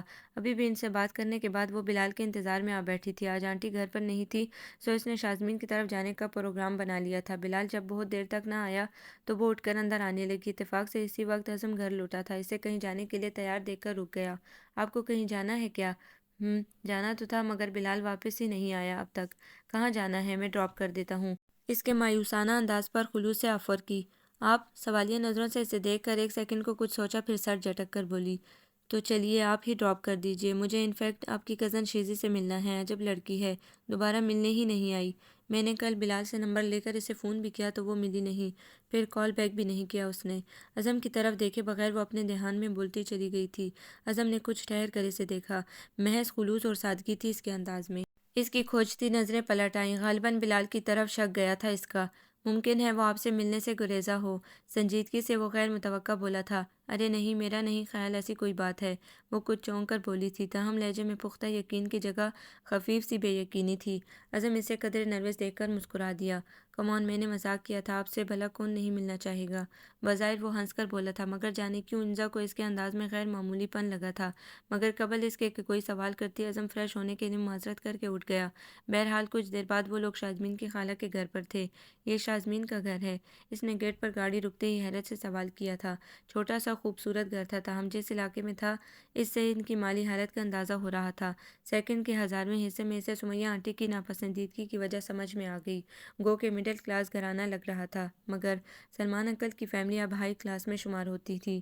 نہیں، یہ اس کی خالہ کا گھر ہے، اعظم نے کار لاک کرتے ہوئے سنجیدگی سے کہا، اور اس کے والدین، آپ کے تایا وغیرہ انتقال کر گئے، یہ ان کی اکلوتی بیٹی تھی۔ اعظم نے جواباً کہہ کر اندر قدم بڑھا دیے تھے، سو وہ بھی کوٹ کی جیبوں میں ہاتھ ڈالتی اندر چلی آئی۔ سامنے برآمدے میں تخت پر یقیناً شیزی ہی بیٹھی تھی، سلائی مشین پر جھکی کچھ سلائی کر رہی تھی وہ۔ انزا نے آگے بڑھ کر جوں ہی سلام کیا، اس نے چونک کر نظر اٹھائی تھی، اسے دیکھتے ہی وہ حیران رہ گئی تھی، مگر جوں ہی نگاہ اعظم کی طرف گئی، بہت بے ساختہ انداز میں اس کے ہاتھ سے کپڑا چھوٹ کر تخت پر گرا تھا۔ وہ بہت اچھی کہ عافیہ شناس ہرگز نہ تھی، مگر شازمین کے چہرے پر کھلتی رنگوں کی دھنک نے اسے بہت کچھ سمجھا دیا تھا۔ میکان کے انداز میں اس نے گردن موڑ کر پیچھے کھڑے اعظم کی طرف دیکھا، اس کی آنکھوں میں وہی جذبوں کا ٹھاٹھے مارتا سمندر تھا، کسی نے جیسے بڑے احتیاط سے اس کے اندر کو چھوا تھا۔ ایک لمحے کو وہ ٹھٹک گئی تھی، مگر اگلی ہی ساتھ وہ بے اختیار مسکرائی تھی۔ ایکسکیوز می، میں بھی یہاں ہوں۔ شگفتہ لہجہ اور شوخ انداز تھا اس کا، مگر شازمین چونک کر یوں بے اوسان ہوئی جیسے چوری کرتے ہوئے پکڑی گئی ہو۔ اعظم بھی پوری طرح خائف نظر آ رہا تھا۔ ارے اعظم تم! اسی لمحے کمرے کے دروازے سے ایک خاتون نمودار ہوئی تو وہ سب اس کی طرف متوجہ ہو گئے، تاہم شازمین بھاگ کھڑی ہوئی تھی۔ وہ شازمین کی خالہ تھی۔ اعظم نے اس کا تعارف کرایا تو اسے بے حد اتفاق سے بٹھانے کے بعد خالہ نے اس کا سر تا پیر بڑی گہری نظروں سے جائزہ لیا تھا۔ اس کے وجدان نے اسے سمجھا دیا تھا کہ کیوں۔ خالصتاً خواتین والی رسمی سوالات کے بعد وہ جب اعظم کی طرف متوجہ ہو گئیں تو وہ اٹھ کھڑی ہوئی۔ میرا خیال ہے آنٹی میں شیزی کے پاس جاتی ہوں، وہ غالباً کچن میں ہے۔ اس کے بے تکلفانہ انداز پر وہ قدرے متذبذب ہوئی تھی، مگر وہ قصداً نظر انداز کر کے آگے بڑھ گئی۔ کچن دور سے ہی نظر آ گیا تھا اور اس کی وہ حالت زار بھی جس کے باعث وہ پسپیش سے کام لے رہی تھی، مگر اسے یہ ساری چیزیں متوجہ نہیں کرتی تھی، لہٰذا اطمینان سے چلی آ رہی تھی کہ اندر سے آنے والی آواز پر رک گئی۔ تم یہاں ان حضرات کے لیے چائے کا انتظام کرنے آئی ہو؟ میں تمہاری جگہ ہوتی تو اعظم صاحب کے ہوش ٹھکانے لگا دیتی۔ تمہارے دل پر ضرب لگانے کو وہ اپنی متوقع مسز کے ساتھ یہاں تشریف لے آئے۔ کس قدر سفاک ہے یہ شخص! وہ جو کوئی بھی تھی انتہائی ترش لہجے میں کہہ رہی تھی۔ انزا کے لب بھیگ سے گئے۔ اعظم کا کیا قصور ہے ثنا؟ یہ سب تو اب قسمت میں لکھا جا چکا ہے۔ انزا خود مجھ سے ملنے آئی ہیں۔ شیزی کا ٹھہرا ٹھہرا لہجہ بھگا ہوا لگ رہا تھا۔ وہ باہر کھڑی بے چینی محسوس کرنے لگی۔ بس رہنے دو، پرانی فلموں کی ہیروئن کی طرح ظلم سہ کر دعائیں مت دو اپنے مجنوں کو۔ ڈٹائی کی انتہا ہے۔ یا تو یہ شخص انتہا درجے کا بزدل ہے یا پھر دھوکے باز، اور یقین جانو ان دونوں کیریکٹرز کے لوگوں کے ساتھ زندگی کبھی اچھی نہیں گزر سکتی۔ دیکھ لینا انزا جی کا انجام۔ ثنا بے حد بے دردی سے تبصرہ کرنے کی عادی تھی شاید۔ خدا کے لیے ثنا بد دعا مت دو۔ انزا بہت اچھی ہے۔ مجھے خوشی ہے کہ اعظم کو ایک اچھی، خوش اخلاق، ملنسار اور سلجھی ہوئی شریک حیات مل رہی ہے۔ بس یہی کام کرتی رہنا سدا۔ اسی بزدلی کا تو فائدہ اٹھایا ہے تمہارے کزن محترم نے۔ ثنا کے جملے کے جواب میں نہ جانے ثنا نے کیا کہنا چاہا تھا، مگر وہ موقع دیے بغیر قصداً شازمین کو آواز دیتی کچن میں داخل ہو گئی تو دونوں یکدم چپ ہو گئیں۔ اس نے چونکہ ایسا کوئی تاثر نہیں دیا تھا اسی لیے ثنا تو کچھ مطمئن ہو گئی، مگر شازمین تمام وقت بہت اپسیٹ رہی تھی۔ واپسی پر اس نے محسوس کیا اعظم بھی بے حد چپ تھا، ورنہ پچھلے دنوں میں اسے خاصی بے تکلفی ہو گئی تھی۔ تاہم سمیہ آنٹی کے سامنے وہ دونوں کزن فاصلے پر رہتے، غالباً انہیں کسی قسم کے اثبات کا تاثر نہیں دینا چاہتے تھے۔ البتہ اس وقت اس کی خاموشی بہت بے معنی تھی۔ جوں ہی اس کا ایڈمیشن کنفرم ہوا اس نے کراچی جانے کا پروگرام بنا لیا۔ یہاں آتے ہوئے وہ اپنا تمام ضروری سامان ساتھ نہیں لائی تھی، سو اب جانا تھا۔ کچھ مائگریشن فارمیلٹیز بھی تھیں۔ انکل سے تذکرہ کیا تو انہوں نے اسے 2 دن کے لیے روک دیا۔ ارحم کو کسی کام کے سلسلے میں کراچی جانا تھا، لہٰذا وہ اسے ساتھ جانے کا حکم دے گئے۔ اسے کیا اعتراض تھا، لہٰذا اگلے ہفتے وہ دونوں کراچی چلے آئے۔ اسے 2-4 دن کا کام تھا، جبکہ ارحم دوسرے دن ہی فارغ ہو گیا تھا، سو شام وہ ادھر ادھر اپنے رشتہ داروں کے ہاں چلا جاتا۔ کچھ پرانے دوست وغیرہ بھی تھے یہاں۔ انزا کے اصرار پر بھی وہ اس کے گھر پر نہیں ٹھہرا تھا، جس کا ایک پورشن ابھی کرائے پر دے کر اپنا پورشن لاک کر گئے تھے۔ اب وہ یہاں آئی تو اس سے کوئی پریشانی نہیں ہوئی تھی۔ یونیورسٹی کے کام اور سامان کی پیکنگ سے فارغ ہوئی تو اس کے پاس 1 دن اور تھا، سو ارحم اسے اپنے ساتھ ساحل پر لے آیا۔ ماں کی غیر موجودگی نے اسے کچھ عرصہ پہلے تک بہت تنہا کر دیا تھا، مگر پھر ابی نے اسے اعتماد دیا اور یہ ان کا بھروسہ ہی تھا کہ وہ دھیرے دھیرے لوگوں میں گھلنے ملنے لگی۔ اس کے حلقے احباب میں لڑکے لڑکیاں دونوں ہی تھے، بس ایک توازن، ایک حد قائم تھی اس کی، جس کی وجہ سے آج تک اسے کبھی کسی قسم کی پریشانی نہیں ہوئی تھی۔ شاید اسی وجہ سے ارحم، اعظم اور بلال کے ساتھ بھی وہ فرینک اور فرینڈلی انداز میں بات کر لیتی تھی۔ اس کا یہ انداز شروع میں تو ارحم اور اعظم کو کھٹکا، مگر بعد میں انہیں احساس ہو گیا کہ اسے ایک مخصوص انداز میں سب سے ملنے کی عادت ہے، خواہ وہ اس سے چھوٹا بلال ہو یا شازمین، اس کی ہم جنس ہو یا متوقع منگیتر اعظم ہو یا خود ارحم ہو، وہ سب کے ساتھ یکساں تھی، دوستانہ مزاج والی، نرم خو اور مخلص۔ شاید اسی لیے وہ سب بھی جو ماما کی سخت گیر طبیعت کے باعث اپنے اپنے قلعوں میں بند ہو گئے تھے، اس کی دستک پر دروازے کھولنے لگے تھے۔ اف یہ سمندر! اس کی لہروں میں کیسی سپردگی اور کیسی عاشقانہ تڑپ ہے! پیروں سے لپٹتی لہروں اور ان سے بنتے بھنور دیکھتے ہوئے وہ کسی قدر خوشی سے بولی تھی۔ ارحم نے بغور اس کی طرف دیکھا تھا۔ ساحل کی خنک ہوا اور ٹھنڈے پانی کے لمس نے اس کا چہرہ مزید سفید کر ڈالا تھا۔ شاکنگ پنک سوٹ پر وائٹ پل اوور لیے وہ لامتناہی سمندر کو بچوں کے سے اشتیاق سے دیکھے جا رہی تھی۔ جواب نہ ملنے پر یوں ہی ارحم کی طرف نظر پھیری تو اسے اپنی جانب اس درجے متوجہ دیکھ کر جھیم سی گئی۔ بہت پسند ہے آپ کو سمندر؟ وہ پوچھ رہا تھا۔ سمندر نہیں، ساحل۔ مجھے ساحل، یہ کنارہ اور لہریں اچھی لگتی ہیں۔ سمندر تو گہرا ہوتا ہے، ڈوب جانے کا خدشہ ہوتا ہے اس میں۔ سر جھکا کر بے اختیار بولتی چلی گئی تھی وہ۔ کیا آپ ڈوبنے سے ڈرتی ہیں؟ وہ ہنس پڑا تھا۔ انزا نے قدرے تنک کر اسے دیکھا۔ ظاہر ہے کہ آپ نہیں ڈرتے۔ نہیں، وہ ہنسی رو کر سنجیدہ ہو گیا۔ مجھے سمندر پسند ہے، شوریدہ سر اور تن مزاج۔ مٹانے پر آئے تو سب کچھ مٹا دے، اور جب ایک طرف خاموش راستہ بنا جائے تو بھی اس کی تہہ میں طوفان کروٹ لیتے ہیں۔ گمبھیر لہجے میں کوئی بات تھی، وہ کہنے لگی۔ شاید آپ کی اسی سوچ کا عکس آپ کی شخصیت میں ہے۔ اور آپ کی سوچ کی عکاس آپ کی پرسنالٹی۔ وہ برجستہ بولا تھا۔ وہ ہنس پڑی۔ ہاں شاید، شاید نہیں، یقیناً، اسی لیے تو آپ آگے بڑھ کر سمندر کو اپنانے سے ڈرتی ہیں، پیچھے ہٹنے کو تیار ہو جاتی ہیں۔ وہ کچھ جتانے والے انداز میں بولا تھا۔ انزا نے استعجاب سے اس کی جانب نظریں اٹھائی۔ وہ اعتماد سے کھڑا تھا۔ آپ کیا کہنا چاہتے ہیں؟ میں سمجھی نہیں۔ الجھی الجھی سی وہ اور بھی دل فریب لگ رہی تھی۔ یہی کہ عزم بھی ایک سمندر ہے، گہرا اور شوریدہ سر، مگر ساحل سے کھڑے ہو کر یوں ہی اندازے قائم کر کے اسے چھوڑے نہیں۔ وہ اچھا ہے، بہت اچھا، بس اسے سمجھنے کی ضرورت ہے۔ تھوڑے وقفے کے بعد ارحم نے کہا تھا۔ اسے قطعی اندازہ نہیں تھا کہ وہ یہ سب کہنے والا ہے، اس لیے ایک لمحے کو وہ چپ سی رہ گئی، مگر پھر بولی۔ ابھی آپ نے ہی کہا تھا کہ سمندر کی تہہ میں ہزاروں طوفان کروٹیں لیتے ہیں۔ ارحم، کیا آپ چاہتے ہیں کہ میں ان طوفانوں کی تباہ کاریوں کی نظر ہو جاؤں؟ نہیں انزا، یوں بھی ہر کوئی ڈوبتا تو نہیں۔ بعض لوگ تیر کر سمندر کی تہوں سے موتی بھی تو نکال لاتے ہیں۔ انسانی شخصیت کے سمندر کی تہہ میں محبت کے لازوال موتی ہوتے ہیں ارحم صاحب، اور آپ اچھی طرح جانتے ہیں کہ شازمین خان مجھ سے پہلے اس قیمتی خزانے کو حاصل کر چکی ہیں۔ اب اس سمندر کی تہہ میں میرے لیے سوائے طوفان کے کچھ نہیں۔ ایک بڑی سی لہر کے شور سے فضا میں ہلچل ہوئی تھی۔ ارحم کو لگا وہ لہر نہیں، انزا کا کیا ہوا انکشاف ہے جس نے سر پٹخا تھا۔ فطری طور پر وہ بالکل خاموش رہ گیا تھا۔ ایک غیر متوقع بات غیر متوقع لڑکی کے لبوں سے سن کر وہ ششدر تو نہیں ہوا، تاہم کسی گہری سوچ میں ڈوب گیا تھا۔ انزا کے لہجے کو ہی جانچ رہا تھا، جس سے نہ خوشی جھلکی تھی نہ دکھ، سب کچھ جان لینے کی کیفیت تھی۔ آگہی کا سرسراتا احساس تھا۔ کیا آپ کو اس بات کا افسوس ہے؟ بہت دیر بعد ساحل پر چہل قدمی کرتے ہوئے ارحم نے پوچھا تھا۔ اس نے فوری طور پر میکانیکی انداز میں گردن نفی میں ہلائی تھی۔ آف کورس ماما اور ابی کی ناکام شادی کے بعد میں جب بھی کبھی کسی کے لیے پرخلوص چاہت اور محبت دیکھتی ہوں تو یوں لگتا ہے جیسے میرے زخم سلنے لگے ہیں۔ یہ رفو گیری مجھے بے حد عزیز ہے۔ عزم ایک آئیڈیل شخص ہے مگر بزدل ہے، اس نے صاف گوئی اور گہرائی سے کہا تھا۔ وہ بزدل نہیں، حالات کا شکار ہے۔ دراصل ممی کی نیچر ایسی ہے کہ وہ کوئی پلیز ارحم ان کا دفاع مت کریں، اگر وہ اتنے ہی مجبور تھے تو انہیں شازمین کو خواب دکھانے کا بھی کوئی حق نہیں تھا۔ اینڈ مائنڈ یو، میں اسے بددیانتی گردانتی ہوں، خواہ آپ کچھ بھی کہیں۔ یوں بھی آنٹی کے ساتھ جو نظریاتی اختلافات ہیں انہیں دلائل سے دور کیا جا سکتا ہے، بشرط یہ کہ وہ اسٹینڈ لیں، مگر وہ کسی اچھے وقت کے منتظر ہیں جسے جانے آنا بھی ہے کہ نہیں۔ خفیف سے انداز میں بالوں کو جھٹکتے ہوئے اس نے اسے ٹوک کر کھرے لہجے میں کہا تو ارحم متاثر ہو کر زیر لب مسکرا دیا۔ عجیب تھی یہ لڑکی بھی، ہر بار حیران کر جاتی تھی۔ تو گویا آپ کی باتوں سے میں یہ سمجھوں کہ آپ عزم کے لیے انکار کرنے والی ہیں؟ سی فوڈ ڈنر لے کر واپس آتے ہوئے ارحم نے بے ساختہ سوال کر لیا تھا۔ اس نے پہلے تو اچنبھے سے اسے دیکھا، پھر سنجیدگی سے بولی۔ تو آپ کے خیال میں مجھے کیا کرنا چاہیے؟ میں عزم نہیں ہوں ارحم کہ حقیقت کا سامنا کرنے کے بجائے خود کو سب ٹھیک ہو جائے گا کی جھوٹی تسلی دیتی رہوں۔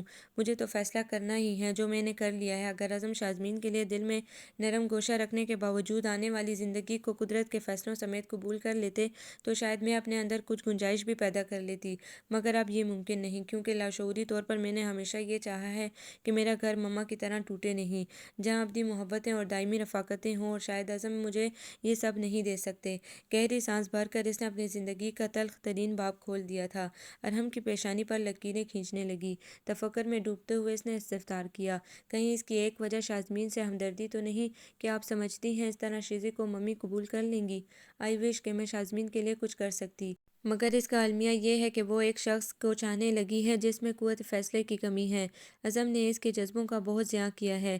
اس نے سارا قصور ہی عزم پر ڈال دیا تو ارحم کے لیے مزید کچھ کہنے سننے کی گنجائش ہی نہ رہی۔ تاہم اسلام آباد ایئرپورٹ پر اترنے سے پہلے اس نے کہا تھا، پلیز ارحم، جو کچھ بھی میں نے کہا ہے اسے ریجیکشن کا رد عمل مت سمجھیے گا۔ مجھے کسی سے کوئی شکایت نہیں۔ زندگی میں ہر کوئی ہمارے لیے نہیں ہوتا، بس کہیں کہیں کبھی کبھار ہی یہ کڑیاں ملتی ہیں، اور یہی سچ ہے۔ اس کے گہرے لہجے میں ہلکی سی یاسیت تھی جسے کم از کم ارحم سمجھنے سے قاصر تھا۔ عورت کا دل بہت سی پرتوں میں لپٹا ہوتا ہے، اسے وقت اور جذبے کے بغیر سمجھا نہیں جا سکتا۔ یہ وہ گہر ہے جو ذرا سی کوشش سے ہاتھ آ بھی سکتا ہے اور ہاتھ سے نکل بھی جاتا ہے۔ اسلام آباد واپسی کے بعد 3 دن بڑی مصروفیت میں گزرے۔ بلال شہر سے باہر گیا ہوا تھا۔ یونیورسٹی کے نئے ماحول میں ایڈجسٹ ہونے میں لطف تو آ رہا تھا، مگر واپسی میں گھر کی خاموشی اسے بیزار کر دیتی۔ آنٹی شام کو تو کبھی رات گئے لوٹنے کی عادی تھی، انکل دونوں شفٹوں کے بعد ہی اسکول سے گھر لوٹتے اور پھر کسی نہ کسی کلب جا نکلتے۔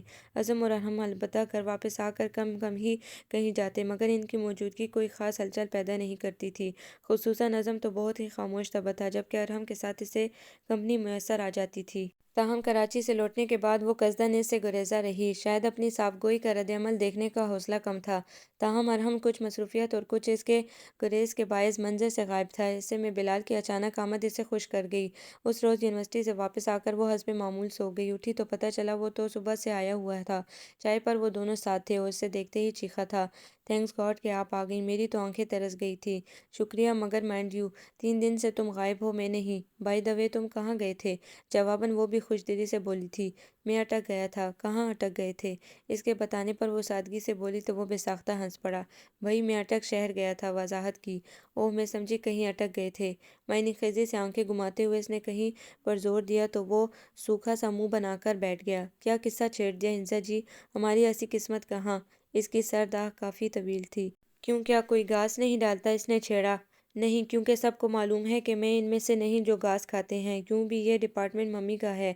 इन्होंने ये फैसला अपने हाथ में ले रखा है। अगर कहीं अटकने की कोशिश भी की तो ज़मीन से 2 फुट ऊपर लटकने के चांसेस बढ़ जाएंगे। वो संजीदा सी शक्ल बनाकर कह रहा था। इंजा के लबों पर मुस्कुराहट फैल गई। सो वट, मोहब्बत में तख्त या तख्ता ही तो रिजल्ट होता है। जी, मगर मैं दोनों में से कोई चीज़ भी अफोर्ड नहीं कर सकता। वो परों पर पानी पड़ने नहीं दे रहा था। कमाल है, तुम्हारे तो दोनों भाइयों ने बड़े ही ज़बरदस्त किस्म के रोमांस किए हैं। तुम किस पर चले गए हो? चाय का मग लबों से लगाते इसने धीरे से धमाका किया था। बिलाल के हाथ से मग छूटते छूटते बचा। हैरत और घबराहट समेत इसे देखा। क्या मतलब है आपका दोनों से? वो तो मैं ही लकीर से तस्वीर बनाने बैठ गया था, मगर ये अज़म भाई को आपने क्यों घसीटा इस किस्से में? वो चेहरे से ही कदरे परेशान नजर आने लगा था। इंजा को इस पर जैसे तरस आ गया तो मौजू ही बदल गई। ओ कम ऑन, लीव इट। तुम ये बताओ, अटक गए क्यों थे? बस, मेरे दोस्त के भाई की शादी थी। यूं भी आप यहाँ नहीं थी, इसीलिए मैं और अज़म भाई बहुत उदास हो गए थे। कुछ सोच कर वो भी सर चटकते हुए बोला तो इंजा ने इसे घूरा। अज़म क्यों उदास हो गए थे भला? शाज़मीन तो यही थी। ये झटका ज़्यादा खतरनाक था। बिलाल मग रख कर इसकी तरफ हैरत और संजीदगी से देखने लगा। ये आप क्या कह रही हैं इंजा? आपको किस तरह पता चला कि वो अटक सा गया? कौन कहता है मोहब्बत की ज़िया होती है? ये हकीकत तो निगाहों से आया होती है। तो बस इसी तरह मुझे भी पता चल गया। तुम मुझे अहमक समझते हो क्या कि सामने की पड़ी चीज़ मुझे नज़र ना आएगी? इसके अधूरे जुमले को कतई करते हुए वो नॉर्मल और सादा से लहजे में बोलने लगी थी। बिलाल जांचती नज़रों से इसे देखने लगा था। माय डियर, वो कहते हैं ना कि इश्क और मुश्क छुपते नहीं। काफ़ी तजुर्बा लगता है। बिलाल इस कैफियत से निकल आया था। कंधे झटक कर सीधा हो बैठा। एक तरह से कंधों से बोझ उतरा था इसके। इंजा और अज़म दोनों ही अजीज थे इसे। अज़म भाई था इसका। मजबूरी का ये सौदा अज़म निभा नहीं सकता था। यह अंदाज़ा बहतौर था इसे। लिहाजा इस वक्त कदरे पुरसुकून हुआ तो इसे ही छेड़ने लगा। जी नहीं, ये महज मुशाहिदा है मेरा। मैं आज तक इन उलझनों में फंसी नहीं, ना ही ऐसा कोई इरादा ही है। इसने साफ जवाब दे डाला था। कमाल है, यकीन तो नहीं आता। बिलाल इसे जज करने वाले अंदाज में बोला तो इसने कसदन अनसुनी कर दी। अच्छा इंजा जी, एक काम करें, पहले ये सोचें क्या वाकई आपकी ज़िंदगी में कोई ऐसा नहीं जिसके साथ ताउम्र रहने की ख्वाहिश कम अज़ कम आपके लाशूर में मौजूद है? इसके बाद आंखें बंद कर लीं। बिलीव मी, आपको अपने सवाल का जवाब मिल जाएगा। बको मत, फजूल बातें हैं ये सारी। इसने दामन बचाना चाहा। अरे नहीं, यकीन करें, बिल्कुल सच कह रहा हूँ। अच्छा ऐसा करें, इसे गेम समझ लें प्लीज़। फिर वो मना करती रही, मगर बिलाल भी अपने नाम का एक ही था। मनवा कर छोड़ा और न जाने क्या हुआ। आंखें बंद करते ही जो छवि इसके तसव्वुर के पर्दे पर लहराई, इसने इसे बुरी तरह शर्तर कर दिया। घबरा कर यकदम इसने आंखें खोल दी। क्या हुआ? कौन था? सामने बैठा बिलाल जगमगाती मुस्कुराहट समेत सवाल कर रहा था। रबिश, फजूल बातें हैं ये सब। चलो हटो, मुझे अंदर कुछ काम है। इसे करीबन धकेलते हुए लाउंज के दरवाजे की तरफ बढ़ी तो सामने खड़े अरहम को देखकर एक बार फिर सटपटा सी गई। हाथ पांव यकदम ठंडे पड़ गए। दिल की चोरी पकड़ी ना जाए इसीलिए वो नज़र चुराकर तेजी से साइड से निकल गई थी इसके, और फिर अंदर जाकर ही दम लिया। खैरियत, इन्हें क्या हुआ? इसके पीछे आते बिलाल को देखकर यकदम वो अनजान बन गया था। जब बंदा अपने अंदर झांकता है तो ऐसे ही होता है, वो कह रहा था। फिर सर झटक कर अरहम को बगौर देखता आगे बढ़ गया। पता नहीं मेरे दिल में कौन है? अचानक ही इसके अंदर से आवाज़ आई थी। बेख्तियार इसने आंखें बंद की तो ज़रा देर पहले वाला मंजर तस्वर के पर्दे पर उभर आया। कतराया घबराया हुआ सद, वो चेहरा जिस पर एतमाद भी भला का सूट करता था। Oh my God! इसने जर्जरी सी लेकर आंखें खोल दी, मगर अगले ही लम्हे सामने खड़े बिलाल पर नज़र पड़ी तो बुरी तरह गड़बड़ा गया। कौन थी? इंजा हाशमी ना? वो 2 कदम पीछे हटते हुए सवाल किया था। बिलाल, फरमाइशी अंदाज में इसने पुकारा तो वो ये जा वो जा। एक खफीफ सी मुस्कुराहट बेसाख्ता रहम के संजीदा चेहरे पर उभरी थी। शाम धीरे धीरे रात का आंचल ओढ़ रही थी। शफक पर नज़र जमाए हुए अरहम न जाने क्या सोचने लगा था, जबकि वह अपने कमरे में बैठी अब तक मुतवज्जिब थी। क्या वाकई वो शबी हकीकत से मुतल्लिक थी या महज इसका वहम था? वो समझ ना सकी। अरहम और वो अजीब सा लग रहा था। پھر دھیرے دھیرے کر کے بھی گزرے تو 10 ماہ گزر ہی گئے، اور اس دوران ایک سیمسٹر دینے کے ساتھ ہی ابھی کے بار بار سوال کرنے پر اس نے عزم کے لیے انکار کر ڈالا، جس پر وہ ایک لمحے کے لیے چپ سے رہ گئے تھے۔ اسے اندازہ تھا، اسی لیے ڈھکے چھپے انداز میں عزم اور شازمین کے مابین موجود نازک رشتے کا ذکر کر دیا، گو کہ وہ ایسا کرنا چاہتی تھی، مگر یہ ضروری بھی تھا۔ بات ایسی تھی کہ ابھی قائل ہو گئے۔ اکلوتی بیٹی کو خوش دیکھنا چاہتے تھے، یوں بھی انہیں علم تھا کہ وہ دوسروں سے چھیننے کی عادی نہیں، زبردستی نہ اسے پسند ہے نہ اس کی سرشت۔ یہ معاملہ نپٹا تو جیسے اس نے سکون کا سانس لیا۔ جانے کیوں چند دنوں سے یہ بات اسے پریشان کرنے لگی تھی۔ وہ نہیں چاہتی تھی کہ ابھی یا سلمان انکل وغیرہ میں سے کسی کو دکھ ہو، تاہم اس بات کا اسے قطعاً گمان نہ تھا کہ ابھی یہ بات بلا کام و کاست انکل کو بھی بتا ڈالیں گے۔ سو چند دن بعد ہی انکل کے کمرے میں اعظم کی پیشی ہو گئی تھی۔ بلال سے اسے صرف اتنا پتہ چل سکا کہ ارحم کی برین واشنگ اور سمجھانے کے نتیجے میں اس نے شازمین سے متعلق اپنی خواہش کا اظہار کر دیا تھا۔ یہ خبر اتنی خوش کن تھی کہ اس کا چہرہ چمک اٹھا۔ کیا واقعی یہ تم نے زبردست نیوز سنائی ہے؟ وہ کہہ اٹھی تھی۔ بلال نے اسے بغور دیکھا۔ وہ تو خیر ٹھیک ہے، مگر آپ اس قدر ایکسائٹڈ کیوں ہو رہی ہیں؟ پاپا نے ابھی ہاں ہی تو نہیں کی؟ کھوجتی ٹٹولتی نظروں سے اسے مشکوک انداز میں بلال نے دیکھا تو وہ ہنس پڑی۔ تو کیا ہوا، انکل منع تھوڑی ہی کریں گے؟ یوں بھی شیزی ان کی یتیم بھتیجی ہے، اور سب سے بڑھ کر اس میں وہ تمام خوبیاں ہیں جو ایک اچھی لڑکی میں ہونی چاہئیں۔ اس نے صاف گوئی اور امید سے کہا۔ میرا خیال ہے انکل کو ایسی بہو شاید ہی ملے، بہت کم ہوتی ہیں ایسی اچھی لڑکیاں۔ یہ تو ہے، ویسے بری تو آپ بھی نہیں تھی، مگر خیر قسمت۔ بلال نے سرد آہ بھری۔ پھر وہی بات، اس نے تادیبی نظروں سے گھورا۔ تمہیں تو خوش ہونا چاہیے، تمہارے بھائی کو ان کے دل کی خوشی مل رہی ہے، ان کی من پسند شریک حیات۔ تو کیا آپ نے اس لیے امیدواروں میں سے اپنا نام نکال لیا تھا؟ اینی وے اگر ایسا تھا تو بھی یہ سن لیں میڈم انزا کہ میرے بھائی کی خوشی آپ بھی ہیں۔ وہ سنجیدگی سے کہتا اٹھ کھڑا ہوا تو وہ چکرا گئی۔ کیا مطلب ہے تمہارا؟ عزم تو شیزی سے، اس گھر میں اعظم بھائی کے علاوہ اور بھی لوگ بستے ہیں میڈم، انہیں بھی قابل غور سمجھے تو شاید بات سمجھ میں آ جائے آپ کے۔ وہ اسے ٹوک کر گمبھیر لہجے میں کہتا اپنی جگہ ساکت چھوڑ گیا تو کتنی ہی دیر وہ اس کے جملے پر غور کرتی رہی، اور جب سمجھ میں آیا تو بے اختیار دھڑکن میں کئی سروں کا اضافہ محسوس ہوا تھا۔ اسے اندازہ نہیں تھا کہ آنٹی کی بظاہر نرم و نازک پرسنالٹی اندر سے اس قدر سخت حاکمانہ اور متکبر ہے۔ شازمین والے ایشو کا اٹھنا تھا، انہوں نے اعظم اور انکل کو بے نقط سنا ڈالی۔ انزا کے لیے ان کا یہ روپ کافی دہشت ناک تھا، سو اپنے کمرے میں بیٹھی حیران ہوتی رہی، جبکہ باہر گونجتی ہوئی ان کی بلند آواز 7 دروازے پار کرنے کی طاقت رکھتی تھی، سو اسے نہ چاہتے ہوئے بھی سب سنائی دے رہا تھا۔ میں اس لڑکی کو بہو بنا لوں جس کے پاس تن کے 2 جوڑے کے علاوہ کچھ نہیں، آخر کو سوسائٹی میں میرا کوئی مقام ہے؟ تمہارے لیے تو نہیں سوچ رکھا تھا میں نے، آخر کیا سمجھ کر تم نے یہ فیصلہ کیا؟ ان کے جلالی لہجے کا خطاب عزم سے تھا، جو اس وقت بہت سنجیدہ اور متاسف نظر آ رہا تھا۔ سمیہ، یہ تم کیا کہہ رہی ہو؟ کیا غربت انسان کا کوئی عیب ہے؟ شیزی میری بھتیجی ہے، انکل کی مدھم اور سلجھی ہوئی آواز اسے سنائی دے رہی تھی۔ یقیناً آنٹی غصے سے تلملا گئی تھی۔ مجھے تمہارے لیکچر سے کوئی انٹرسٹ نہیں ہے سلمان، یہ لفاظی تمہارے اسکول میں چلتی ہوگی، جبکہ میں یہاں ایک پریکٹیکل ایشو پر بات کر رہی ہوں۔ انہوں نے انہیں یوں جھڑک دیا جیسے کوئی معمولی آدمی سامنے موجود ہو۔ توہین کے احساس نے یکدم سلمان انکل کو غصے سے سرخ کر دیا تھا۔ عزم کی بھی کم و بیش یہی کیفیت تھی۔ عزم کے لیے میں نے انکم ٹیکس کمشنر کی بیٹی رباب پسند کی ہے یا پھر انزا، ان دونوں میں سے کسی ایک کو چننا ہوگا، دیٹس آل، وہ تحکم اور رعونت سے کہہ رہی تھی۔ پھر کتنی ہی دیر باہر بحث و مباحثہ چلتا رہا۔ عزم اور انکل کی آوازیں ویسی ہی مدھم تھیں، تاہم ارحم کے سمجھانے پر آنٹی کو اس کی موجودگی کا خیال آ گیا تھا، جبکہ اس دوران وہ سر منہ لپیٹ کر سو گئی تھی۔ دوسری صبح بلال کے ذریعے سے پتہ چلا کہ انکل نے سمیہ آنٹی کو راضی کر لیا ہے تو وہ حیران ہی رہ گئی۔ کل کے ہنگامے کے بعد تو اسے یقین ہو گیا تھا کہ یہ بیل منڈے نہیں چڑھے گی۔ اب وہ متعجب تھی، لیکن یہ کیسے ہو گیا؟ آنٹی تو شازمین کے فائنینشل اسٹیٹس کی وجہ سے انکاری ہیں۔ مگر جب پاپا نے انہیں بتایا کہ ہمارے تایا جان نے اپنی بیٹی کے لیے کیا کچھ چھوڑا ہے تو وہ کیا ہم سب حیران رہ گئے۔ کیا واقعی؟ اسے حیرت ہوئی۔ کیا کوئی خزانہ چھوڑا ہے انہوں نے؟ نہیں، بس 1-2 ملیں اور فیکٹریاں۔ انفیکٹ عرصہ دراز پہلے تایا جان نے اپنی مرضی سے شادی کر لی تھی، دادا جان نے انہیں جائیداد سے آگ کر دیا اور پلٹ کر دیکھا نہیں۔ البتہ چند سال پہلے تایا جان آ کر پاپا سے ملے تھے اور انہیں بتایا کہ وہ اتنے عرصے کہاں رہے، کیا کیا کیا، ساتھ ہی اپنی تمام پراپرٹی کے کاغذات پاپا کے حوالے کر دیے۔ اس کے چند دن بعد ان کا انتقال ہو گیا۔ اب وہ تمام پراپرٹی شیزی کی ہے، تاہم اس کے 21 سال ہونے تک پاپا اس کے منتظم ہیں۔ شیزی کی خالہ کو بھی اصل صورتحال کا علم نہیں۔ پاپا جو رقم ہر ماہ انہیں دیتے ہیں وہ سمجھتی ہیں پاپا کی طرف سے ہے، جبکہ وہ تایا کے بزنس کا پروفٹ ہوتا ہے۔ اوہ کمال ہے، وہ سن کر خاصی متاثر ہوئی۔ ویسے کیا شیزی جانتی ہے یہ سب؟ پاپا نے اسے بتا دیا تھا، مگر وہ ان چیزوں میں کوئی خاص دلچسپی نہیں لیتی۔ یہ بات پاپا نے اس لیے سب سے چھپائی تھی کہ کہیں کوئی اس لالچ میں اسے اپنانے کی کوشش نہ کرے، اور خدا کا شکر اعظم بھائی کی محبت رنگ لے آئی، واقعی انہوں نے اسے بنا کسی غرض کے چاہا ہے اور یہ بات وہ اچھی طرح جانتی ہے۔ بلال عقیدت سے کہہ رہا تھا۔ وہ تائید میں سر ہلا کر شازمین کو فون کرنے اٹھ گئی۔ اسے مبارکباد دینا بھی تو ضروری تھا نا۔ سمیہ آنٹی کے رویے پر اسے بہت افسوس ہوا تھا، البتہ اعظم کو خوش دیکھ کر ساری کدورت مٹ گئی تھی۔ کچھ بھی تھا، بہرحال اس خوشی میں آنٹی بہت بدل گئی تھی۔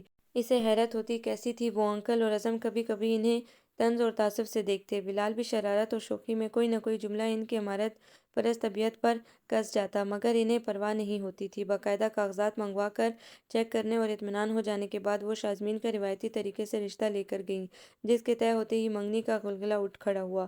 مگر چونکہ انزا کے ایگزام تھے، لہٰذا بات رمضانوں کے بعد عید پر جا ٹھہری۔ اس نے منع بھی کیا کہ اس کے لیے اعظم کا پروگرام خراب نہ کرے، مگر وہ رسان سے بول اٹھا، اٹس آل رائٹ انزا، میں چاہتا ہوں کہ میری خوشی میں میرے سارے دوست شامل ہوں، بالخصوص آپ جن کی صاف گوئی کی وجہ سے میں پاپا سے بات کرنے کی ہمت کر سکا۔ اس نے نظر اٹھا کر قدرے حیرت سے پہلے اعظم کو دیکھا اور جب صاف گوئی کا مطلب سمجھ میں آیا تو بے اختیار شوقی نگاہیں ارحم پر جا ٹھہری تھی، جس کی گہری زیر لب مسکراہٹ اس قدر معنی خیزی تھی کہ وہ سٹ پٹا گئی۔ اعظم نے نوٹ کر لیا تھا، پلیز آپ ارحم سے خفا نہ ہوں، اگر اس نے آپ کے الفاظ مجھ تک نہ پہنچائے ہوتے تو شاید میں کبھی اپنی بے ہمتی کو سمجھ ہی نہ پاتا اور اسے اپنی قسمت سمجھ کر قبول کر لیتا یا کرنے کی کوشش ضرور کرتا، مگر اس نے مجھے صاف صاف بتا دیا کہ آپ نے اس سے کیا کہا ہے، اینڈ بلیو می، مجھے اپنی انسلٹ بالکل نہیں لگی تھی، اس میں آپ کا فیصلہ درست تھا۔ سو میں نے سوچا جب آپ ایک لڑکی ہو کر اپنے حق کا استعمال کر سکتی ہیں تو میں کیوں جھجکوں، صرف اس لیے کہ ممی کو اپنے حکم منوانے کی عادت ہے۔ میں شازمین کو چھوڑ نہیں سکتا تھا کیونکہ میں بددیانت نہیں ہوں۔ وہ تفصیلی وضاحت سمیت بولا تو وہ جھیم کر نادم سے انداز میں ہنس پڑی۔ چلیے شکر، کسی طرح بھی آپ نے اپنے حق کے لیے آواز تو اٹھائی۔ شازمین پر کل تک مجھے افسوس ہوتا تھا، آج رشک کرتی ہوں، وہ عزلی اعتماد بحال کرتے ہوئے کہہ رہی تھی۔ بالکل، میرے بھائی کا ساتھ ہے ہی ایسا، جیسے مل جائے لوگ اس پر رشک کرتے ہیں، چاہے تو آزما کر دیکھ لیں، ابھی ایک چانس ہے آپ کے پاس۔ بلال حسب عادت بیچ میں ٹپکا تھا۔ آخری فقرہ آہستگی سے اس کے کان کے پاس سرگوشیانہ انداز میں بولا تو وہ سرخ ہوتے ہوئے چہرے سمیت وہاں سے فرار ہو گئی۔ اعظم نے سوالیہ نظروں سے اسے دیکھا۔ انہیں کیا ہو گیا، تم نے کچھ کہہ دیا تھا کیا؟ اس کا جانا کھٹک گیا تھا اعظم کو۔ نہیں، بس حقیقت حال سے واقف کرنے کی کوشش کی تھی، انہیں لگتا ہے بات سمجھ میں آ گئی ہے۔ ہنستے ہوئے دونوں ہاتھوں کا تکیہ بنا کر کارپیٹ پر لیٹتے ہوئے اس نے اطمینان سے کہتے ہوئے ارحم کو معنی خیز نظروں سے دیکھا اور پھر دوبارہ ہنس پڑا تھا۔ اس دن کے بعد سے بلال کے معنی خیز گفتگو عروج پر پہنچ گئی تھی۔ دوسری طرف ارحم کی گہری نظریں اسے پزل کرتی رہتیں، وہ کچھ نہیں کہتا مگر اس کی آنکھیں بولتی تھیں، وہ اپنے اندر جھانکتی تو اور پریشان ہو اٹھتی، بند آنکھوں کے پردوں پر وہی ایک شبیہ لہراتی رہتی تھی۔ تاہم سمیہ آنٹی کے روپ اور نیچر نے اسے کافی ہرٹ کیا تھا۔ اعظم کا رشتہ طے کرتے ہوئے انہوں نے مروتاً بھی اس سے کسی قسم کی کوئی معذرت نہیں کی تھی، جبکہ انکل نے ابھی سے بات کرنے کے باوجود ایک بار اس سے پوچھا ضرور تھا۔ رمضانوں کی ابتدا کے ساتھ ہی وہ اپنے امتحانوں سے فارغ ہو چکی تھی، دوسرا سیمسٹر بھی کافی اچھا ہو گیا تھا، امید تو اچھے رزلٹ کی ہی تھی، ابھی نے عید پر پاکستان آنے کی خوشخبری سنائی تو وہ نہال ہی ہو گئی، لہٰذا آج کل دعاؤں میں اچھے رزلٹ کے ساتھ ساتھ ابھی کے آنے کی خبر پر تشکر بھی تھا۔ سمیہ آنٹی کے علاوہ گھر میں سب کا روزہ ہوتا تھا، اسے گو کہ روزے رکھنے کی عادت نہیں تھی، مگر یہاں کا ماحول اور سب کو دیکھ کر وہ بھی عبادت میں دل لگانے لگی تھی۔ شازمین کا ادھر آنا بالکل موقوف ہو چکا تھا، لہٰذا وہ اعظم کے ساتھ بطور خاص اس سے مل کر آتی۔ خوشی اور مسرت نے اسے اور بھی حسین بنا دیا تھا۔ اسی دوران منگنی کی تیاری بھی زوروں پر تھی۔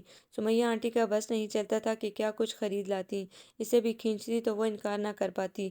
اس شام وہ افطار کے بعد تھکن اتارنے کی غرض سے اپنے کمرے کی طرف جانے لگی تھی کہ سامنے سے آتے ارحم نے اسے روک لیا۔ انزا پلیز ذرا میرے ساتھ چلیں، کچھ شاپنگ کرنی ہے۔ شاپنگ؟